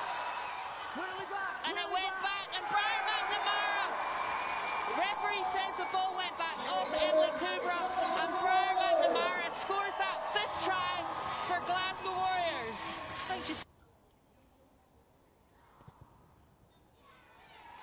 And she slots it over superbly well. And it's a converted 5th try for Glasgow Warriors. And the referee blows for full time. With the full time score, Glasgow Warriors 29, Clovers 38. Sorry, Glasgow Warriors 31, Clovers 38, which means Glasgow come with 2 bonus points, and the Clovers get a bonus point win for the 2nd time they've won the two matches. Some excellent play across the board from the Clovers with 6 tries, but Glasgow coming back to score those 4 second half tries to get 5 tries in total. Final score, Glasgow Warriors 31, Clovers 38. Well, the Glasgow Warriors really put it up to the Clovers yesterday. Clovers getting a really good start in that game, and then suddenly it just got out of their hands a little bit, and I think for a finish they'll feel lucky to have escaped without a full reversal. For the Wolfhounds here in Virgin Media Park today, you'd imagine that they will just keep their boot on the necks of Gwalia Lightning. That being said, in last week's game, second half was a big turnaround for Wolfhounds. They had been so strong, conceded no scores, and then shipped 20 odd points in the second half. There's surely no doubt that's going to happen today. Yeah, look, and I think it's trying and testing players in different positions. We've seen a more steady chip this week. You know, the centre partnership is back of Dalton and Eve Higgins, so it's going to be interesting in that second half when the changes will come. I'm looking at the Wolfhounds bench, very, very strong. There's some young players there. Katie Corrigan, I spoke about her. We've got Jade Gaffney as well coming in at 9, who's had a couple of cameos. So they have a good bench that they'll want to give, you know, time to, but obviously you don't want to mess with that cohesion either, Dan. And Gualia are out there first. I think they would have had a word with each other around that breakdown in particular, about looking after the ball, and would be trying to go at this Wolfhounds side hard and fast in that second half to try and get after them early. Well, they've already made a change and gone to their bench. We see number 22 Lily Hawkins is on, and Katie Bevins comes out. A tough day at the office for the 9, and having to fill the shoes of St. John's is no small ask. Lily Hawkins now has the opportunity to try to steer Gwalia back into this game. It's a big deficit they need to come back from. Wolfhounds ready? This time round, the Wolfhounds play with the sun in their eyes. And Dane O'Brien kicks us off. And the first kick of the game is aimed at Lily Hawkins' direction. It's bounced behind her, and suddenly there's a gap available. And for half a tick, I thought that Anwen Owen was going to burst all the way through. But the tap tackle, I think, just as she was going through, was enough to force the knock on. The Wolfhounds will be grateful for that, because for half a tick, it was there. Yeah, very unlucky, as I said, to not hold on to that ball on the ground, but she done very well to gather that and try and break through. I think it was Cueva as well there, Cueva Malloy, but certainly great tap tackle on the ground. Aiming for the new player, I think, that comes on the pitch. That's something I've seen in the past, Lily Hawkins. But look, as I said, just lost contact on the ground, but good by Owen there to catch that and find that space. Scrum for the Wolfhounds. King picks at the back and gives it to Riley, and Riley goes through hands and out to the touchline. Helms Kinlan tries to step back inside, and the ball spilled backwards. Advantage is being played for a knock-on. The Wolfhounds have that knock-on advantage as Riley throws an awkward one. Linda Dugan collects it down on the deck, and the referee says 6 part of the ruck, then offside. 6, as we can hear from the referee, part of the ruck. 6 part of the ruck, cannot play the 9. Cannot play the 9. That's the second time we've seen that call from the referee. Yeah, I think the girls around were letting him know as well that, but she put her hands on Avian Riley, and hence that was why the pass went astray at that time. And really good kick by Dana up the wing now that gives them a position to go for that maul again that we saw rumbling forward in that first half. But it'll be interesting to see will Gualia go up and try and put pressure on the throw at least. This a well-oiled machine, this Wolfhounds maul. Gualia look like they're going to stay down. Nope. Yes, they do. And instead it's a trick play, and off the top it goes and into midfield, and Higgins is on the carry. Better defence from Gwalia this time round. Yeah, they're trying to snap back the blind there. Through the grab. Through hands again, and Dalton's on the carry. Heading towards the line, stopped, knees on the ground, tackle is called. And now there's players lining up to carry, aiming at that Gwalia line. Referee is saying no hands. Through, back inside, and a forward pass thrown, and well, attack. We expected maul, there was none, and from the moment it dropped down, it just seemed a little disjointed from the Wolfhounds. Yeah, and I could see what they're trying to do. It's a set play, I'd say, off the training ground. So they went off the top, you had a little crash up the front, and Avian Riley was trying to get that ball to snap back the blind. They'd overloaded the players there, but because it slowed down, everything got really flat and lateral, and just a little forward pop, I think, by Stacey Flood then on the outside. I actually thought Riley might go for a snipe here herself. There could have been a little bit of space there, but this pass here was deemed to be forward. Well, they do look comfortable playing tight, do the Wolfhounds. Scrum 5 metres out. Gwalia have a long way to go. Lily Hawkins, replacement for Katie Bevins, is going to feed. Stay square. Big shove. King picks. Bryony King on the carry. Your feet, off feet, onto hands. Hawkins. And there's runners available, and that one was Perry. Excuse me, Terry, Lily Terry. Back into the pocket for Stacey Hughes. Hughes aims at Helms Kinlan, who goes inside to Flood. Flood through the hands, all the way out onto the far side. Higgins changing shape, stepping through the tackles. The centre always hunting Riley, and it's picked off and intercepted, and is there space to go, and suddenly down goes Vicky Prothero just about caught, places the ball behind her. She needs support. It's late arriving, but it gets there. Hawkins, that's a good carry from Caitlin Lewis. We haven't seen much from the 13 so far today. Hawkins to Reardon, tackled, and it's a high tackle just above the shoulder. I could see sort of a seatbelt tackle effort right in front of the referee. And yeah, he's just having Nikita a word. Prothero absolutely tearing it down that wing. Yeah, it was a really good spot.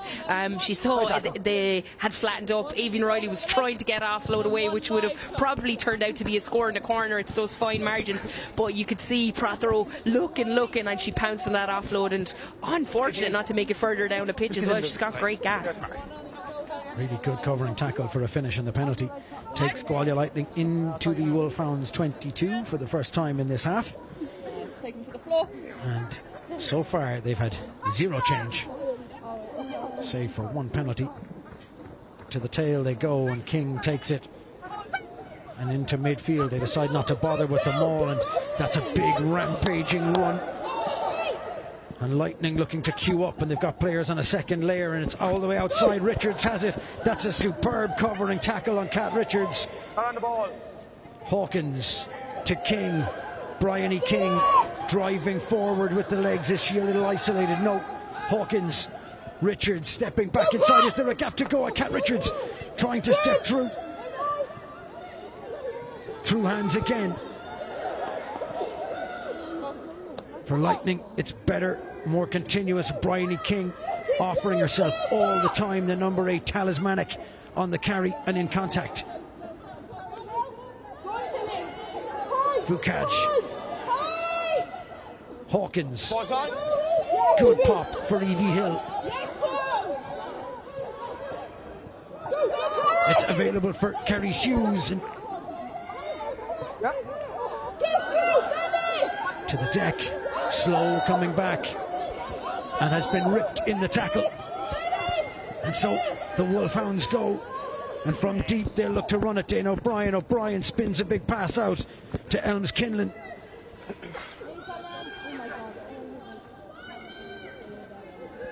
It's a good defensive effort from the Lightning. Malloy on the carry, and she stopped. Back to O'Brien. O'Brien's kick.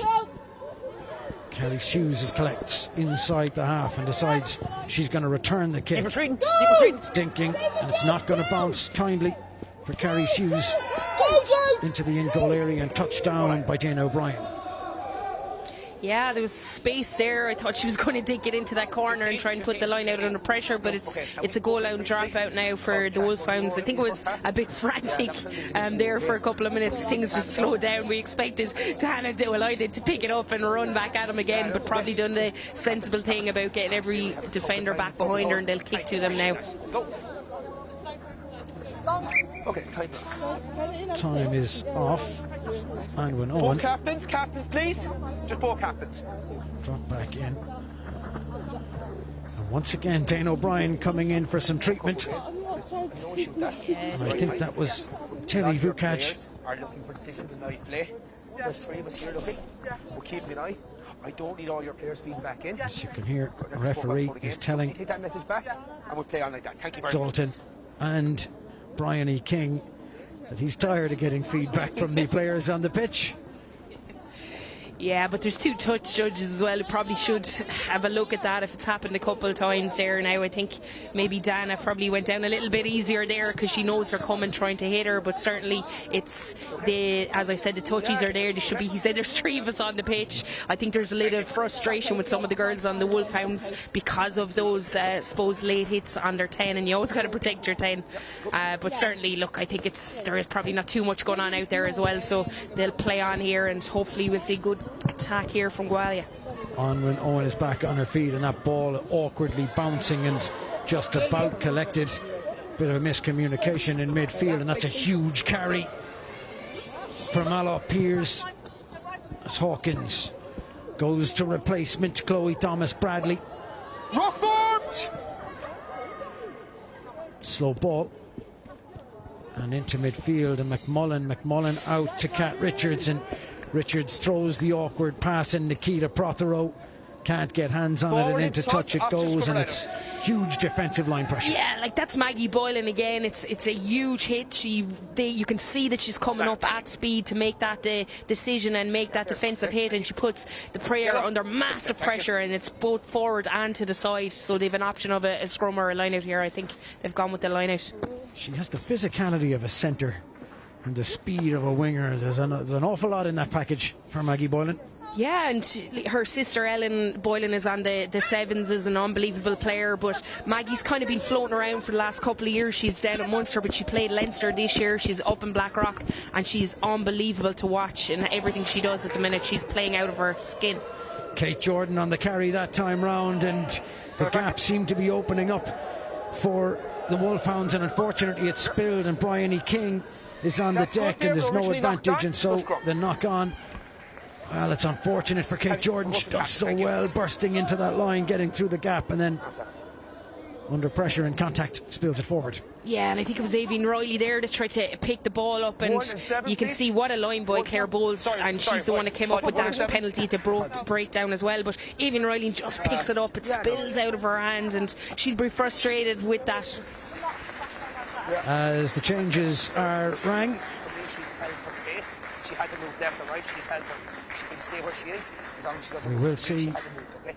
Sorry, she was, I was in front of That's the end of the race for Caoimhe Malloy, We'll keep an eye on who's it. put in a big shift. Okay, thank you.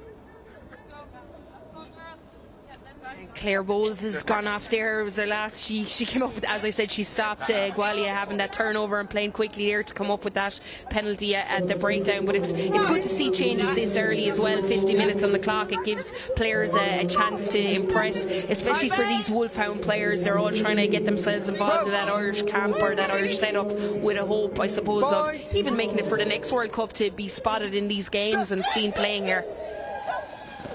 Linda Jugang has switched to open side. And Sophie Barrett is in on the tight head side for the Wolfhounds. As Hawkins goes looking, and it's a big carry from Ala Piers again, the second row. Molly Reardon. Release, boys! Kat Richards goes out the back door, and Hughes, the options are cut off. Once again, that line speed so strong from the Wolfhounds, and the ball is turned over, and suddenly the Wolfhounds will be looking to attack. Nikita Prothero having to sprint back to get in position in the backfield, and away on the carry, and brought into touch, I think, from Vicky Helms-Kinlan on that far side. Or was it Maggie Boylan? My eyes are deceiving me at this distance. It was Maggie Boylan. Yeah, she'll be so frustrated as well, because if she just beat that last defender, she probably would have been away to score the try. But you know, when you attack that outside, sometimes it's hard to keep in, especially with the defence coming at you from that side angle, and Gualia done really well to eliminate that threat there out wide. So they will restart with a line out. That Maggie Boylan is receiving treatment on that far side, so we do have clocks off for a short time. We'd hope that she'll be quick to recover. Water carriers getting out to take advantage of the little break in play. The opening 12 minutes of this half haven't been quite as interesting and entertaining as the opening 12 minutes of the first half. No, it's probably both teams are really throwing the ball around. So we saw in that first half, I think maybe the Wolfhounds were far more structured in where the ball was and kicking it back to Gualia. Whereas now, when there's a tiny bit of space, even we saw there, they're running it from 5 metres out if the space is on. So I think both teams are really trying that attack in rugby, trying to keep the ball alive. Probably a little bit more errors than we saw in that first half. Five. The scoreline, and 6 tries scored. How much of that can be put down to certain key players being missing for Gualia? Hold.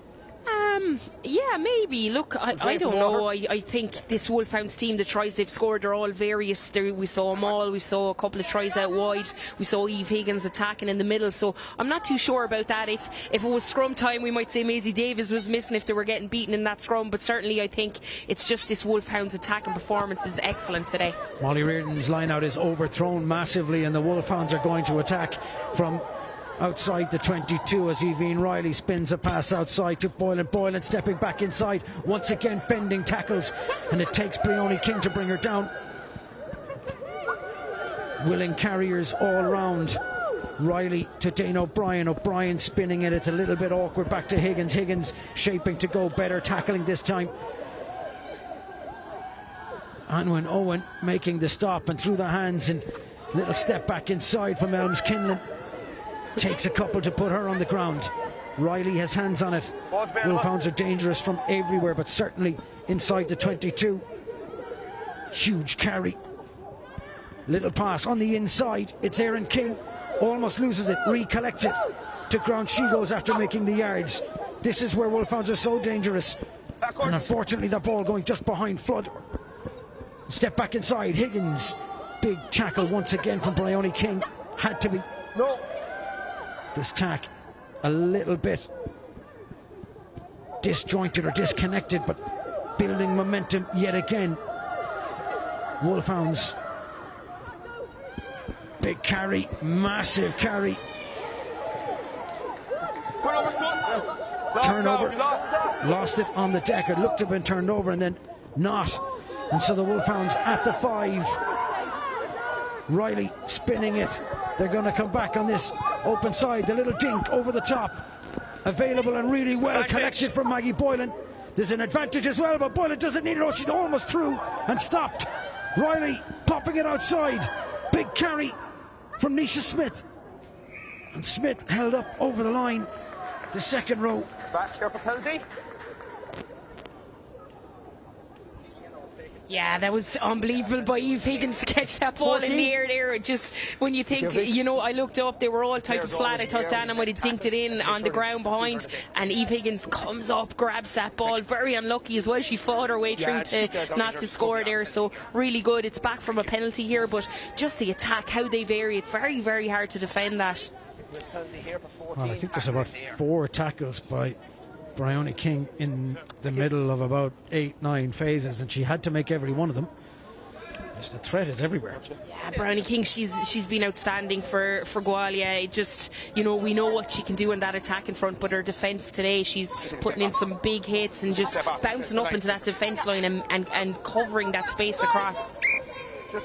See, do we go back to this maul that we saw in the first half? 6 tries to none, and that maul, well, that lineup was all over the place. Nobody jumped. A little bit early on the throw and Lightning get it out. As Hawkins with the little clearing kick, and a bounce up collected by Flood. Flood fending off one tackle, goes to deck and presents ball. It's really good. Riley down the blind and for Higgins, and Higgins bursts away. There's one defender still to beat. She stepped outside, just about hauled to the ground. And once again playing it off the deck. Here come Wolfhounds yet again. That superb continuity of play. There are numbers outside if they can move it. Really good defensive effort that time as Lightning get up to cut off that option. Still going through the hands. Still all the way to the edge, stepping back inside.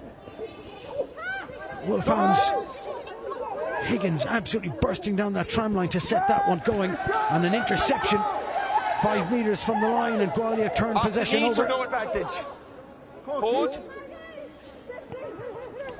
Yeah, I think it hit Erin King's leg there and just touched her hand in, so they might have a knock-on advantage here. Gwalia have to build from their own 5.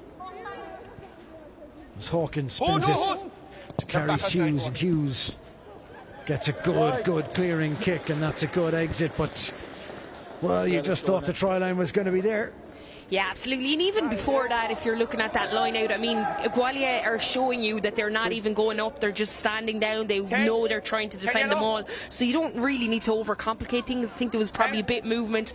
India Daly didn't know the throw, but certainly Eve Higgins makes up for this. Stacey Flood catches it, and Eve Higgins, unbelievable footwork, nearly at that try line. And when she breaks that line, it's the ability to move defenders in and out. She's such a joy to watch. Wolfhounds line-out is crooked. That's the first one of the game.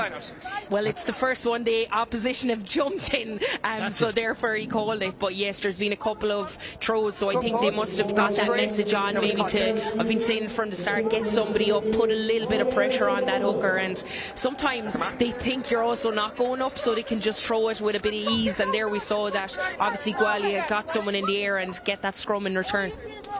Well, Hughes has had her last kick of the game, the number 10 replaced by Molly Anderson-Thomas. And so we have a brand new 9-10 combo. In Lily Hawkins and Molly Anderson-Thomas for Gualia. With that mountain to climb, a 29-point deficit as Hawkins feeds into McMullen. McMullen back to Hawkins, and Hawkins, that's a lovely little training ground move, dinks it over the top, ball bouncing awkwardly, and Flood has to return to collect it. Defenders running up. One of the Wolfhounds players has gone down heavily on the far side, getting back to her feet. Maggie Boylan does seem to be in some discomfort. Yeah, it just looked like she fell over herself moving there. Higgins to Dalton. Dalton stepping back inside. Thought about the offload and decided to carry instead. Ball is available for Riley. Slow coming back. Now players offering themselves as carriers. That's much, much better from the Gwalia rucking point of view. May have heard some choice language in the middle of that. And the first action of the game for Molly Anderson-Thomas is a little dink over the top. And her opposite number, Danny O'Brien, kicking hard. Nikita Prothero has to come back and collect inside the 22. She returns the kick. It's bouncing. Is it going to go to touch? Yes, it is. And that's a superb kick from Nikita Prothero. It bounced awkwardly, and a rugby ball bouncing is always a questionable thing, isn't it? Yeah, I thought that maybe it wasn't going out there, but brilliant for her to spot there was space in that backfield and low trajectory. I'm not sure she meant to strike it that way, but certainly gets that. But Danon very unlucky not to get that 50-22 as well. She spotted that space in the backfield, and sometimes it's just a bounce. It could go bounce out or bounce in, and Prothero was lucky it just came up for her, and she returned it really well there. So India Daly throwing it and really well taken, and that's a much, much better line out and maul from the Wolfhounds. And through the middle, and it's been turned over in the maul. Gualia have turned it over. It's superb work from Lily Terry. Gualia now approaching this game with a little more bite than they had in the first half, going to second layer. And that is a huge hit, and suddenly the ball unplayable on the deck had to be collected, and bursting out of it, Chloe Thomas Bradley. Yeah, that was Aoibhinn Riley with that big hit there. Of all the players, the little scrum half, there is an advantage coming for Gualia, and that was a really good poach that time, or at least should have been a good poach, and a little tap and go, and through the hands, and it's, well, there's nobody, absolutely no support. Well, there is suddenly arriving support, and a lovely offload from Jodie Palmer into the hands of Chloe Thomas Bradley. And that, however, not sufficient. Chloe Thomas Bradley's carry isolated and turned over, and there's a couple of bodies now showing signs of wear and tear. Yeah, this could be an interesting one. I think the touchy is calling. There might have been a little bit of head contact. I'm not too sure. Maybe he's just, but I thought I saw the touchy calling the referee over there. But yeah, look, sometimes when you want to take you can see the space, you're taking the penalty quick, but obviously the support wasn't there to stay up with her and get retention of that ball. But yeah, it looks like Nisha Smith is kind of looking at her nose and head. It looked like maybe it was lower on Bronnie there, Bryony King, but certainly looked like there might have been slight head contact just with that quick ball. Sometimes your body positioning when you're tall, I know Nisha, I coach her, it can be very hard to get down and get into that lean for it, so hopefully she's not too bad here. No, that one will be a real stinger as we get another look at it. The little tap and go from Bryony King. And yeah, that one does look like it's a shoulder as the offload goes in. 2, 9 and 10. 2, 9 and 10, please. Yeah, unfortunately there's not a TMO here, so neither, I don't think the touch judge or the referee saw it, so it's just play on, and it's a turnover for the Wolfhounds. 6 we have replacements on the Wolfhound side as India Daly comes out to be replaced by Maeve Clanahan, and also Aoibhinn Riley and Dane O'Brien coming out. That would mean their day is done, as is Fiona Chutes. Yeah, that's not a bad replacement to put on Abby Miles. I coached her last year with UL Bow. She's gone back to Blackrock this year, but certainly pivotal in our title. She was playing 15 at the time, and then winning the All Ireland. She did an absolutely super game, and it's her boot, which is amazing to watch. Much better at 10. She controls the game really well. Well, that play was advantage from the Wolfhounds. Really well taken off the top, and they burst into midfield, and there's been a couple of knock-ons since. that first knock on, unforced, and perhaps a sign of just the lack of cohesion when the bench empties. Yeah, look, it's just unfortunate. I think it's Aoife Corker, and the ball is probably Jade Gaffney's on there as well. It's a perfectly timed pass, I think, for Abby, just into the basket. Sometimes you're just having a little look up to think, will you step in or will you step out? And unfortunately for Corker in there, the ball just slightly knocked on. And so we will have another Gwalia scrum just inside the Wolfhounds half.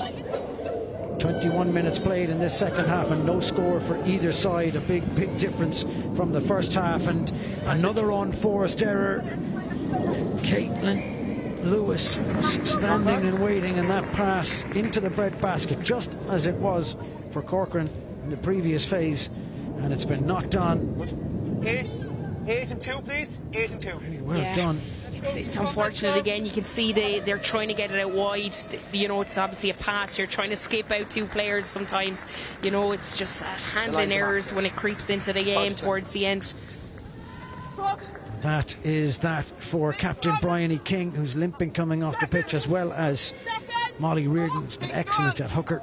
They've both been called ashore. Yeah, they've both been really good today.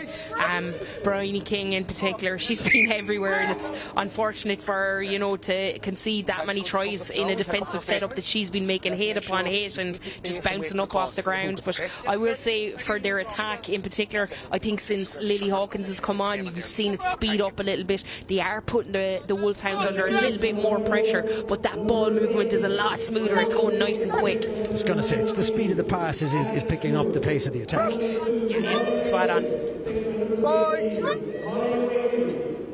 Set. The feed from Gaffney, and that's the first definitive scrum win for either team. 62 minutes in, and those scrums have been 50-50 all game, but that shove was massive from the Wolfhounds, and they get the first scrum penalty of the match. It's taken over an hour. Yeah, that was absolutely brilliant. Sophie Barrett there in particular was really strong. You know, you could see she threefold in any call, but it's the hip movement for her to get around and really go after her opposite number. Well, Fiona Hayes mentioned the boot, and what a boot it is. Abby Moyles just getting absolutely everything out of that and taking the Wolfhounds into the Lightning 22. Yeah, really good kick. It's just as a forward you're delighted you get to walk up a little bit more and have a little bit more time to chat about this line-out that's coming up. To the middle, taken off the top, and that's really well done, and the maul immediately starts rolling. Gwalia stayed down to try to defend this, and it's absolutely gotten them nothing because the Wolfhounds are rumbling for the line. They're going to go all the way to the line, and it is going to be scored, and straight off the bench Maeve Clenahan is at the back of that maul, and she will come up with ball in hand. The first try of this half has been scored by Lightning after 63 minutes. It's 23 minutes into the second half, and that maul rumbling all the way, superbly controlled. Yeah, the pack will be delighted with that. I think Matt Gill as well will be particularly happy. Look, it's Erin King, it's the ability. Nisha comes down, but as you see, it's that movement as she's coming down that causes the defence that little jerk, and that it's very hard to defend, and then they shift completely up there on the left hand side, and brilliant by Clenahan to have that control at the back and not break away and get over that line. Hanging around at the back, waiting for the chance. Things Fiona Hayes loves to see. Absolutely, absolutely. I was a prop, so my hooker used to go mad back in the day. I'd tip her because she wouldn't see the line, and just as we were going over the line, she'd hand the ball back and I'd go over and get another try added to my belt for doing absolutely nothing. The conversion is good too. That's from Abby Moyles, splitting the posts. The 7th try of the game for the Wolfhounds. 39 points to 3. The kickoff is, well, that's an unfortunate one. She's just sliced it as she struck it, and she will not want to see that one again. Molly Anderson Thomas Option, scrum, line out or retake. No, you'd be frustrated with that. Unfortunately, as you said, sliced it, and just went on the outside of the foot, and not even anywhere near the 10 metre. But look, they'll have to get set a little bit lower. We saw Sophie Barrett really targeting her opposite number here in the scrum, so you can see. I think it's Thomas Bradley. She's just got to square up. Don't let Sophie get it underneath her, and hopefully they can cause a little bit of pressure here themselves, Gwalia, on this Wolfhound scrum. Well, the last one was a scrum penalty to the Wolfhounds. This is certainly not how Lightning would have wanted to restart this game after conceding the try. Much better from Gaffney. That one's good, and into midfield, and there's options queuing up outside, and Maggie Boylan wants hands on it. It's through the gaps. Suddenly the Lightning defence is just vanishing, and the Wolfhounds stack themselves up through hands. Big carry, had to be 2 5s colliding down the blind side, getting hands and offloading. Katie Corrigan into traffic as Gaffney finds Nisha Smith, and Smith smashing into her opposite number yet again. Those 5s love colliding. Higgins has hands on it, looking to step outside. Clenahan is offering and available. Clenahan on the carry, hauled to ground, presenting ball well, but it's a really good drive over from Lightning. The ball available, and that's a superb counter ruck to be able to protect the ball, and as caught with hands on it. They've done so well to drive over and manage to get Wolfhounds off the ball, and no support for Jodie Palmer, who's held the ball on the deck. And so the Wolfhounds will get a reward for some adventurous play down the far tram line. It's going to restart with a penalty. Yeah, they'll get that penalty, but what a break again by Eve Higgins. I spoke about how sometimes she sits a little deeper in that pocket. You can see her there. She's a little bit disconnected, which gives her more of time and is very hard for the defence because her footwork is so hard. When she comes around that corner, she straightens up, and it's the ability for her to see the space or else put other people into space is great to watch. But unlucky by Gwalia there. They seem to have turned that ball over, and then unfortunately then got killed at the breakdown there. But there's been some immense pressure going on at the breakdown. The Wolfhounds, with all their scoring of tries, they've actually been quite good in that breakdown themselves in turning the ball over. Erin King a few times has been in there. Eve Higgins out wide has been in there, and always the Aoife Dalton is always getting a couple of turnovers as well. Time off as replacements are made. Lightning empty their bench. Lottie Buffery Latham has come in, so has Kerry's coming. And we expect to see them all yet again. It's a little trick play, and it's popped up for Clenahan, and Clenahan is going to get the score. That one is straight off the training ground. That one was rehearsed midweek, and that is a superb finish with the little trick play. Clenahan to the front of the line out, back for Clenahan, and over she goes for try number 8. Yeah, brilliant. As I said, the old forwards coach will be delighted with that. There were a couple of lineouts that went astray, but watch this, they can see the space. It's the pretend jump, Erin King, little pop back inside, but it's Erin King's ability to square up that holds that defender in, and Klengen from there is always going to score a try. Brilliant. Pretty well taken, and as you said, fixing the defender in a metre of a channel at most before getting the offload. Try number 8 has been scored. The conversion just staying outside the posts. Moyles will be a little disappointed with that one. For a ticket, looked like it might creep in. Yeah, very unlucky there, but good strike of the ball as well. It did just float in the air. I think it just took that sharp turn to the right at the end. 68 played. We had just over 10 minutes left. And that kick has not gone 10. Well, the ball bounced and so makes the 10. Jodie Palmer gets hands on it. And there's a player down with a head injury. Nisha Smith, who has already taken one knock to the head. I think she's lost the... Yeah, I think it's probably her nose, because I think they had something under stopping the bleeding, so maybe it's going again. You can hear her saying it's not my head. Yeah. Well, it's important information to convey to the referee, because the referee, we've heard him blast the whistle. He's doing what a referee should do. If there's a doubt at all as to the player's welfare when it comes to head contact, he's absolutely stopping that game straight away, and that's as it should be.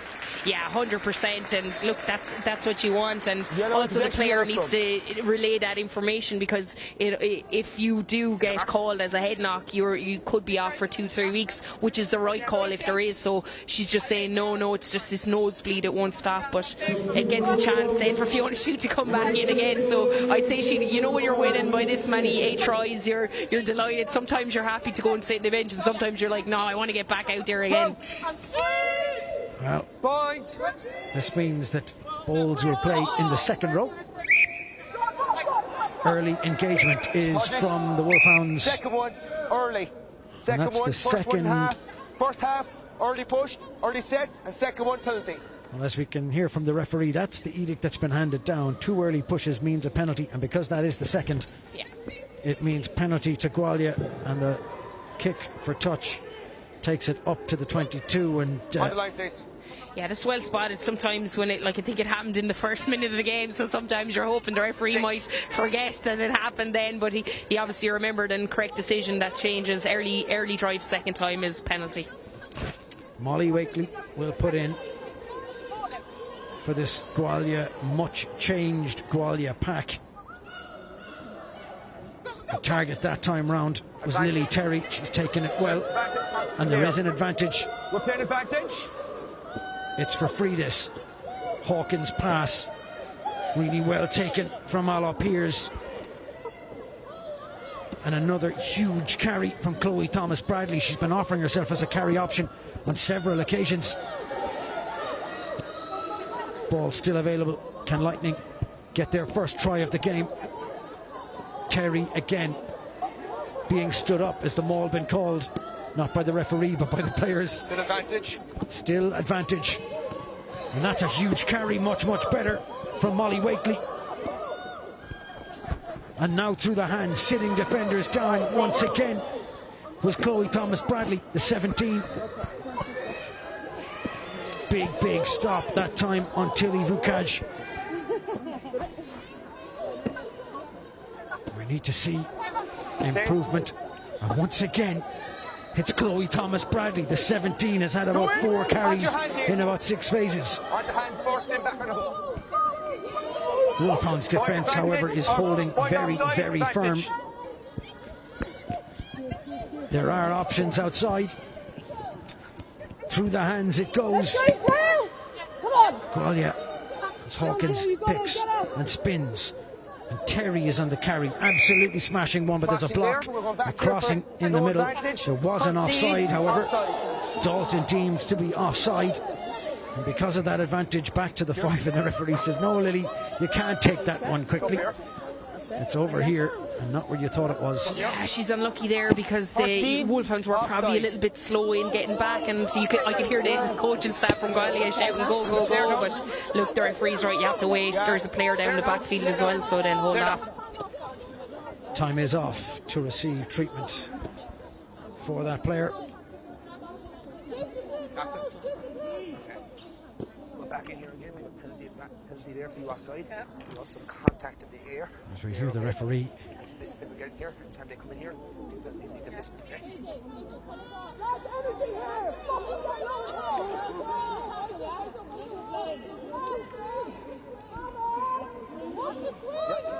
So we restart 5. It's a pick and it's a go, and heading for the line, and stopped just short through hands. The carry from Piers doesn't make it. Players queuing up outside, they need to get it free. Wolfhounds' defence does really well. It's 2 metres out as Hawkins pops it up for Chloe Bradley Thomas again. She's short. The 17 has had a huge impact. 16. This time it's Seri's coming on the carry, and she's short, and once again there is advantage. It's against Clenahan for offside. Lightning still have the advantage. With the advantage they know is coming. That Wolfhounds defence has been outstanding to keep the try threat at bay. this time round, though. Surely, big skip pass. Jodie Palmer tries to step back in. There's absolutely nowhere to go, and she'll be called into touch. So no advantage coming. The referee is going to have a word with Aoife Dalton. Captain. Okay. That's 16, not running away. That's 2 big penalties. Next one's going to go in. As the referee says, the next one is going to the bin. 16. Yeah, that's fair enough. I think this is what are we in? We're 73.5 minutes in, and it's the first time that he spoke about that discipline. So I think both teams have been quite good today in their discipline. And that penalty goes straight into touch and gives an opportunity. 6. Be careful with the players in the air, please. Yes, last line out. To the tail. No Terry with a lovely little trick play. It's thrown back inside. The maul starts heading towards the line. They've got to be careful not to be held up. Someone needs to ground this if they manage to get it over. But the Wolfhounds defence is outstanding, rallying in the last second. Big carry from Cumming. Step. Hawkins. Vukaj stopped. Yeah, rips and tackle. And it's been ripped in the tackle. The Wolfhounds have recovered it. The Wolfhounds turn it over on the line after much probing and a few offside decisions against them. Swinging back in, and the clearing kick slicing off the outside of Abby Moyle's boot. Perhaps not as much distance as she would have liked on that one. Yeah, that was unbelievable. I think it was Erin King that ripped it in the tackle there, and previous to that had put in a huge hit to stop them from going over the line, and heavily involved in that line-out defence. She's another player who's been immense today. Well, there seems to be some treatment on the pitch, so while we are looking at that, so while we're doing that, we might have a little chat about the player of the match. Fiona? Yeah, it's a tough one today. There's been some unbelievable performances. I have to mention Bryony King from Gualia was outstanding today. I thought, Lily Hawkins came on as well and sped up the game, but from the Wolf, you have to go with someone from the Wolfhounds, and there's been a couple of players really put their hand up. In defence and attack, Erin King was outstanding. Avian Riley, unbelievable. But for me, today's player of the game, just in how she created things and her lines of running, is Eve Higgins. Well, Eve Higgins, an outstanding contribution. Well, the footwork is absolutely outstanding. She's a threat from deep. She's a threat from 5 metres out. The tackling, the whole lot. Outstanding work from the Irish centre. And unfortunately for Tilly Vukaj, the number 5, her race is run. She looks to be in some discomfort.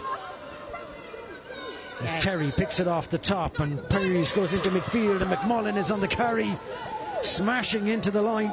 Hawkins finds Cumming, and Cumming takes it up to the edge. It's just short. Hawkins, and the carry this time round was from Lottie Buffery Latham, and can't get over the line, and in fact Lightning have gone backwards. The ball picked as Hawkins looks to step back inside and can't. The little snipe was good. The forwards are going to have to pick and jam. Advantage is coming yet again, and I think with that there will be a yellow card. The referee blows the whistle. And in fact, no, I think he's given a try. It is. Try has been scored. It wasn't the penalty.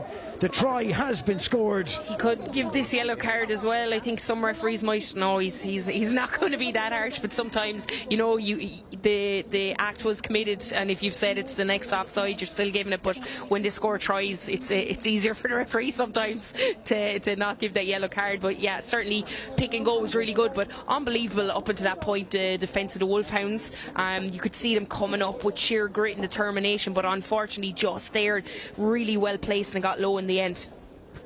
Gwalia getting their first try of the game. It's taken them 77 minutes, and perhaps that not really a reflection. They've had some really good moments in this game. They've shown why they were second place in this league up until yesterday, but unfortunately they've met a Wolfhounds team that were really in the mood today.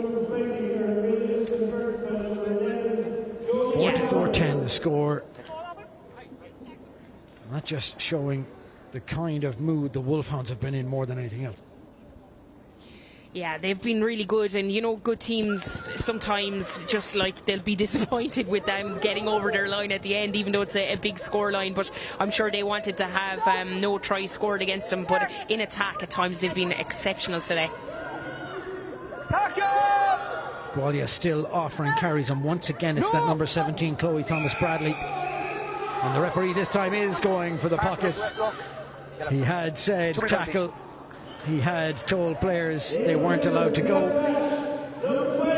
Yeah, to be fair, the ruck was formed, and you can't stick your hands in there, even though you might think it's spilled out the side. Sometimes you just have to give the referee a little nod, and to be fair to him, he did warn that. And unlucky for Fiona Chute, I'm sure she thought it had spilled out the side of that ruck. Fiona Chute, perhaps eager to get back off the pitch again, having come back on. Ships the yellow card. And so Molly Wakely will feed. And there's a dummy jump in that. The referee is saying both sides. Let's make sure we keep the space, okay? Yeah, I think he probably could have called a dummy throw as well. There's a bit of uncertainty where the throw is gone, but I think Aaron King is letting Paddy Sheehan know on the sideline there exactly. There was a dummy throw in there, but certainly just the gap has been cut, so I think that's the referee's first interference, so you go back and try and get it straightened.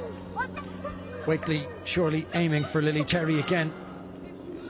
And it is for Terry, but it's gone to the back, and the referee says that's crooked, and it is overthrown, awkward. And the referee asking scrum or line out. Yeah, they call it scrum, but it's just interesting, Dan, when we see the second half in particular, and we spoke about it earlier about teams not competing at the line out and not putting the hooker under pressure. You know, there were a couple in the first half, but they weren't called because of that. We can see both teams now have decided to go up against each other. Obviously, there are times where you need to stay down and defend your line, but certainly I think the hookers were getting away in the first half, and now with those contestables, it's harder for them. As the clock ticks past the 80-minute mark, 44-10. The game is done next time the ball goes to touch, but Higgins is not finished with it yet, and out the back suddenly there's players queuing up and into the hands, and off goes Maggie Boylan, stepping in. My eyesight getting the worst of me. It was Katie Corrigan, excuse me. The Wolfhounds still have. They're not done with this game yet. This is the appetite they have for playing good rugby, and the ball knocked on and turned over by the Lightning, and another subsequent knock on. The referee says backwards, and it's scrappy and through the hands, and Jodie Palmer has hands on it and tries to step around Higgins, and actually does superbly well. Higgins does manage to get hands on her. She's on her own and isolated. The ball, no advantage, and so back for the knock on, the first knock on, which was a Wolfhounds knock on. Yeah, but really good by Eve there. She looks like, yeah, go on, try and beat me on the outside, but she's an ability, and I suppose it's that sevens kind of training as well. When players go past them, they have an ability to get back and make that tackle. But herself and Aaron King are unbelievable working together. You can see there that Higgins came up with the tackle, Aaron King over the ball. Unfortunate that it was a knock-on advantage that she didn't get the penalty for that, but she's someone who's been immense. And look, I didn't mention her as well earlier because she went off a bit earlier, but Maggie Boylan today it was a player that was absolutely superb out in those wide channels. As Molly Hawkins goes to feed, and that's a huge scrum drive that's going to be taken against the head. It is so rare to see it these days. Higgins to Dalton trying to burst through. That one looked high.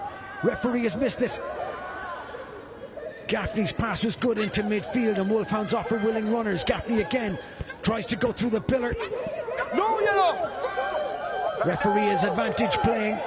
Jay Gaffney's at the back of it. The whistle is blown, and the tap is going to be tap and go. Referee says no, come back. Haven't seen a clear tap, apologies. No tap, says the referee, or hasn't seen a clear tap at any rate. And so once again, there's an opportunity for Abby Moyles to put her team within try scoring distance. And really, this just does show the appetite this team has. They're going to keep playing as long as they can. They just want to play. Yeah, but look, as well as that, the bench is empty. I know Katie Corrigan is out in the wing there, hoping that she can show her stuff. And sometimes, as I said, it gives a chance when the bench comes on. They have a chance to really show it, and you're going to keep going for those 80 minutes in the hope of really putting the foot on the throat and getting another try. It took a little while for the first score of the second half. Now the Wolfhounds look mean. That one, however, is overthrown. And at the back of the line out, the ball, I think, has been knocked on. It has been knocked on. And I think that will be that. We can end on a knock on. The referee blows the final whistle. Tomas O'Sullivan is done with today's game. And for Gwalia Lightning, who came here knowing that they were up against a massive challenge in the Wolfhounds, it hasn't been the day they'd have liked. The Wolfhounds, however, will have enjoyed every minute of this, hungry and showing what they're capable of both in forwards and backs, Fiona. Yeah, look, they were really good. I think the forwards, particular in the second half, upped it around set piece. We saw they won a couple of scrum penalties. The line-out did a couple of tricks up their sleeve at line-out time. But just in general, I thought their backline attack, their edge-to-edge play really stretches teams. But it's the players like Erin King, Fiona Chew, the big runners in the middle that gains the yards for the players like Eve Higgins, Aoife Dalton to find that space out wide. And Dana's kicking was on point, exceptional today at times. An absolutely cracking game of rugby between these two sides in Virgin Media Park on today. Law Féile Bridget. As we see the players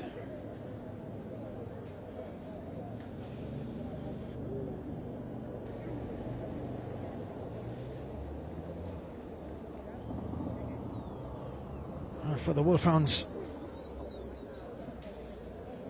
No question, a tough day. Gualia didn't make it easy for them, as the scoreline might suggest. It wasn't a walk in the park. It was a lot of physicality. But the strength and depth of this Wolfhound squad packed with professionals and Irish internationals. Well, that was very much for them the kind of test that they like, and an opportunity to showcase the full strength of that panel that they have. And they really did show it. All 23 players involved, all giving something for Neil Alcorn, the head coach, to be pleased with. For Cat Nicholas McLaughlin, it's a slightly different story, as Gualia will have to regroup before their next match. In the first half, we saw lovely intelligence from Flood to see the ball. It squirted out the back, pops it up for Maggie Boylan, and that strength that Fiona Hayes had been talking about in commentary to fend defenders away and get the try score. Barely a minute on the clock when she went over. As you can see, that's the game IQ an Irish international brings, and the speed of thought from Flood pouncing on it, the power, the pace from Maggie Boylan to keep the defenders at bay in the very short space that she had to operate in before the try line came for her. After that, it was the burst up the middle, and who else but player of the match, Eve Higgins, finding a soft shoulder, and then this step, the little show and go that just tricks debutant Jodie Palmer, and the best efforts of Kat Richards to cover. Higgins has the afterburners too. Just that lovely deep straight line that she's run, bursting through the tackles, and the step to get inside and then outside of Palmer and ground. A superb try for the centre and Irish international Eve Higgins.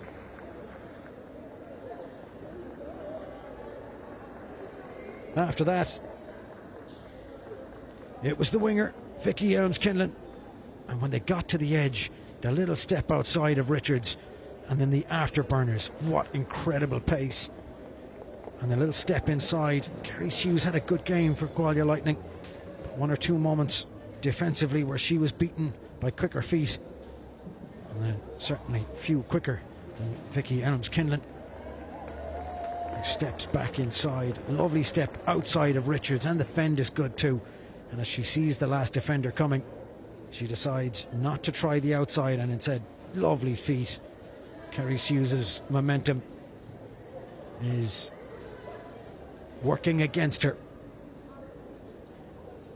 As we alluded to in the commentary, there was quite a bit of variety in how the Wolfhounds played, and this is the Route 1 rugby. The old school, if you like. India Daly controlling at the back of them all, letting the grunt and the forwards do the work, getting over and dotting down. Superb score. And the real basics of rugby.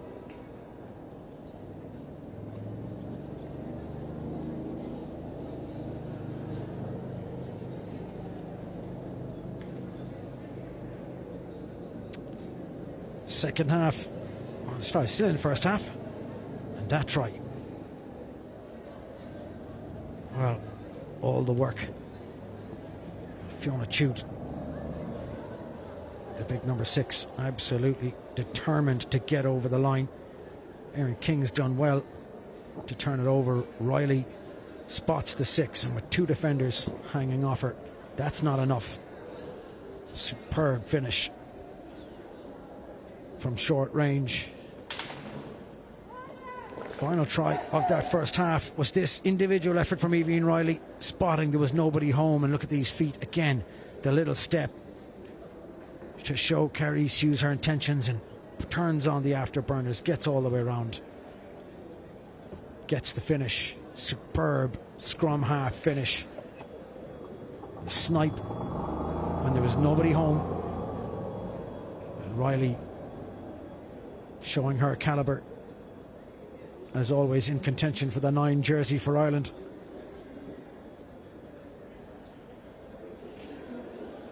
Second half, it took a little while to get going, but this maul routine is as good as you're going to see. 10 metres out, and the control. Nisha Smith, having taken that knock to the nose earlier on, feeding it back. Replacement Clenaghan gets the grounding. Superb finish. 10 metres of mauling, just showing the power this team has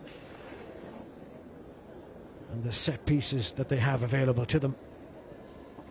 Once again, that squad strength and depth, the control at the back. Clenaghan getting it down. And the maul routine, well, this one straight off the training ground. Little trick play. Erin King runs front to receive at 5, fixes a defender, and Clenaghan gets her 2nd of the game. Lovely little finish in the corner. And for Gualia, after much huffing and puffing, they finally got themselves over the line too. Can't make out a number, but less than 1 minute, or less than 1 metre, and the drive was good to get Gwalia the score that they so richly deserved, eventually managing to ground into the traffic of all of those Wolfhounds defenders.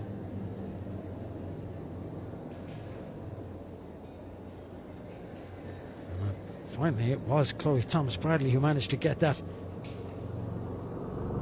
Big scores, big scoring game. The Wolfhounds, well, every chance they got, they took. 44 points racked up.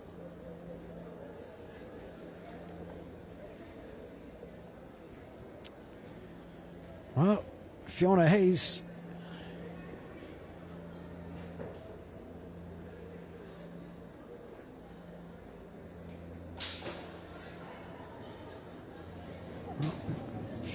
is pitch side. She has player of the match, Eve Higgins and Neil Alcorn. The two of them on the sideline. We'll go to them now for a quick chat and their reaction to this massive win for the Wolfhounds.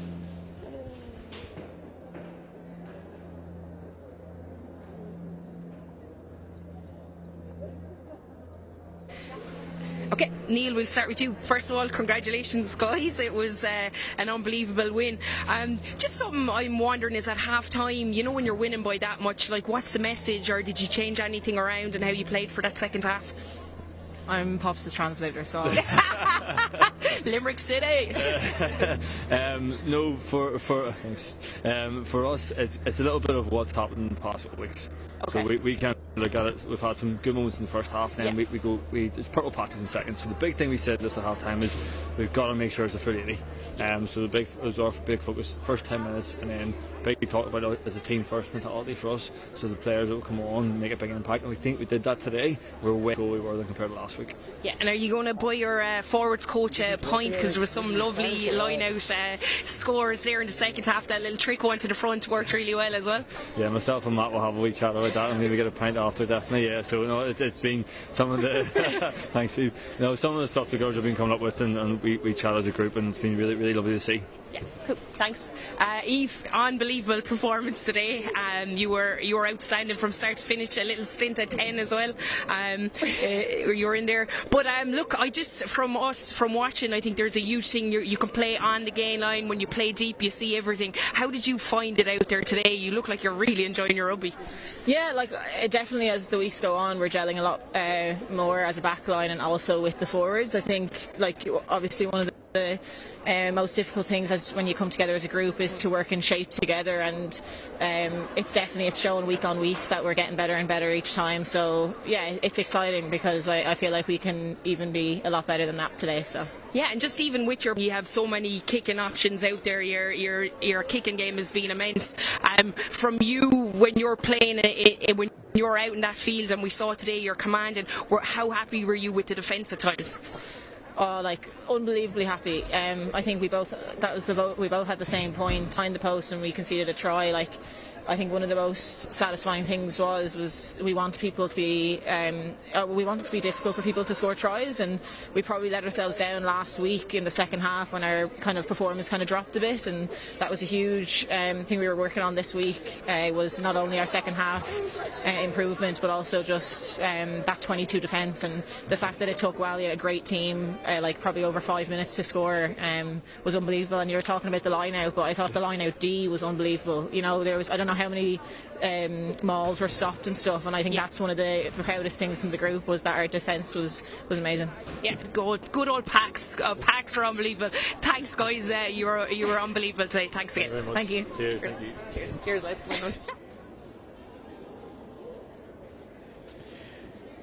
A cracking game of rugby and a massive result for the Wolfhounds.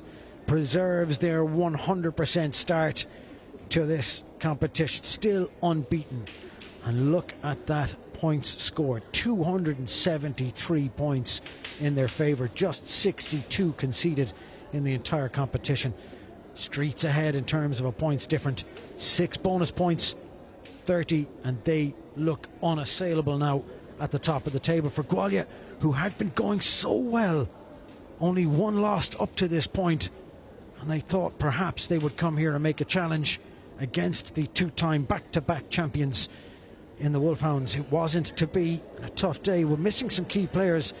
They perhaps didn't deliver quite as well as they might have liked for the 80 minutes in which they played. Clovers then stay in second in the tournament.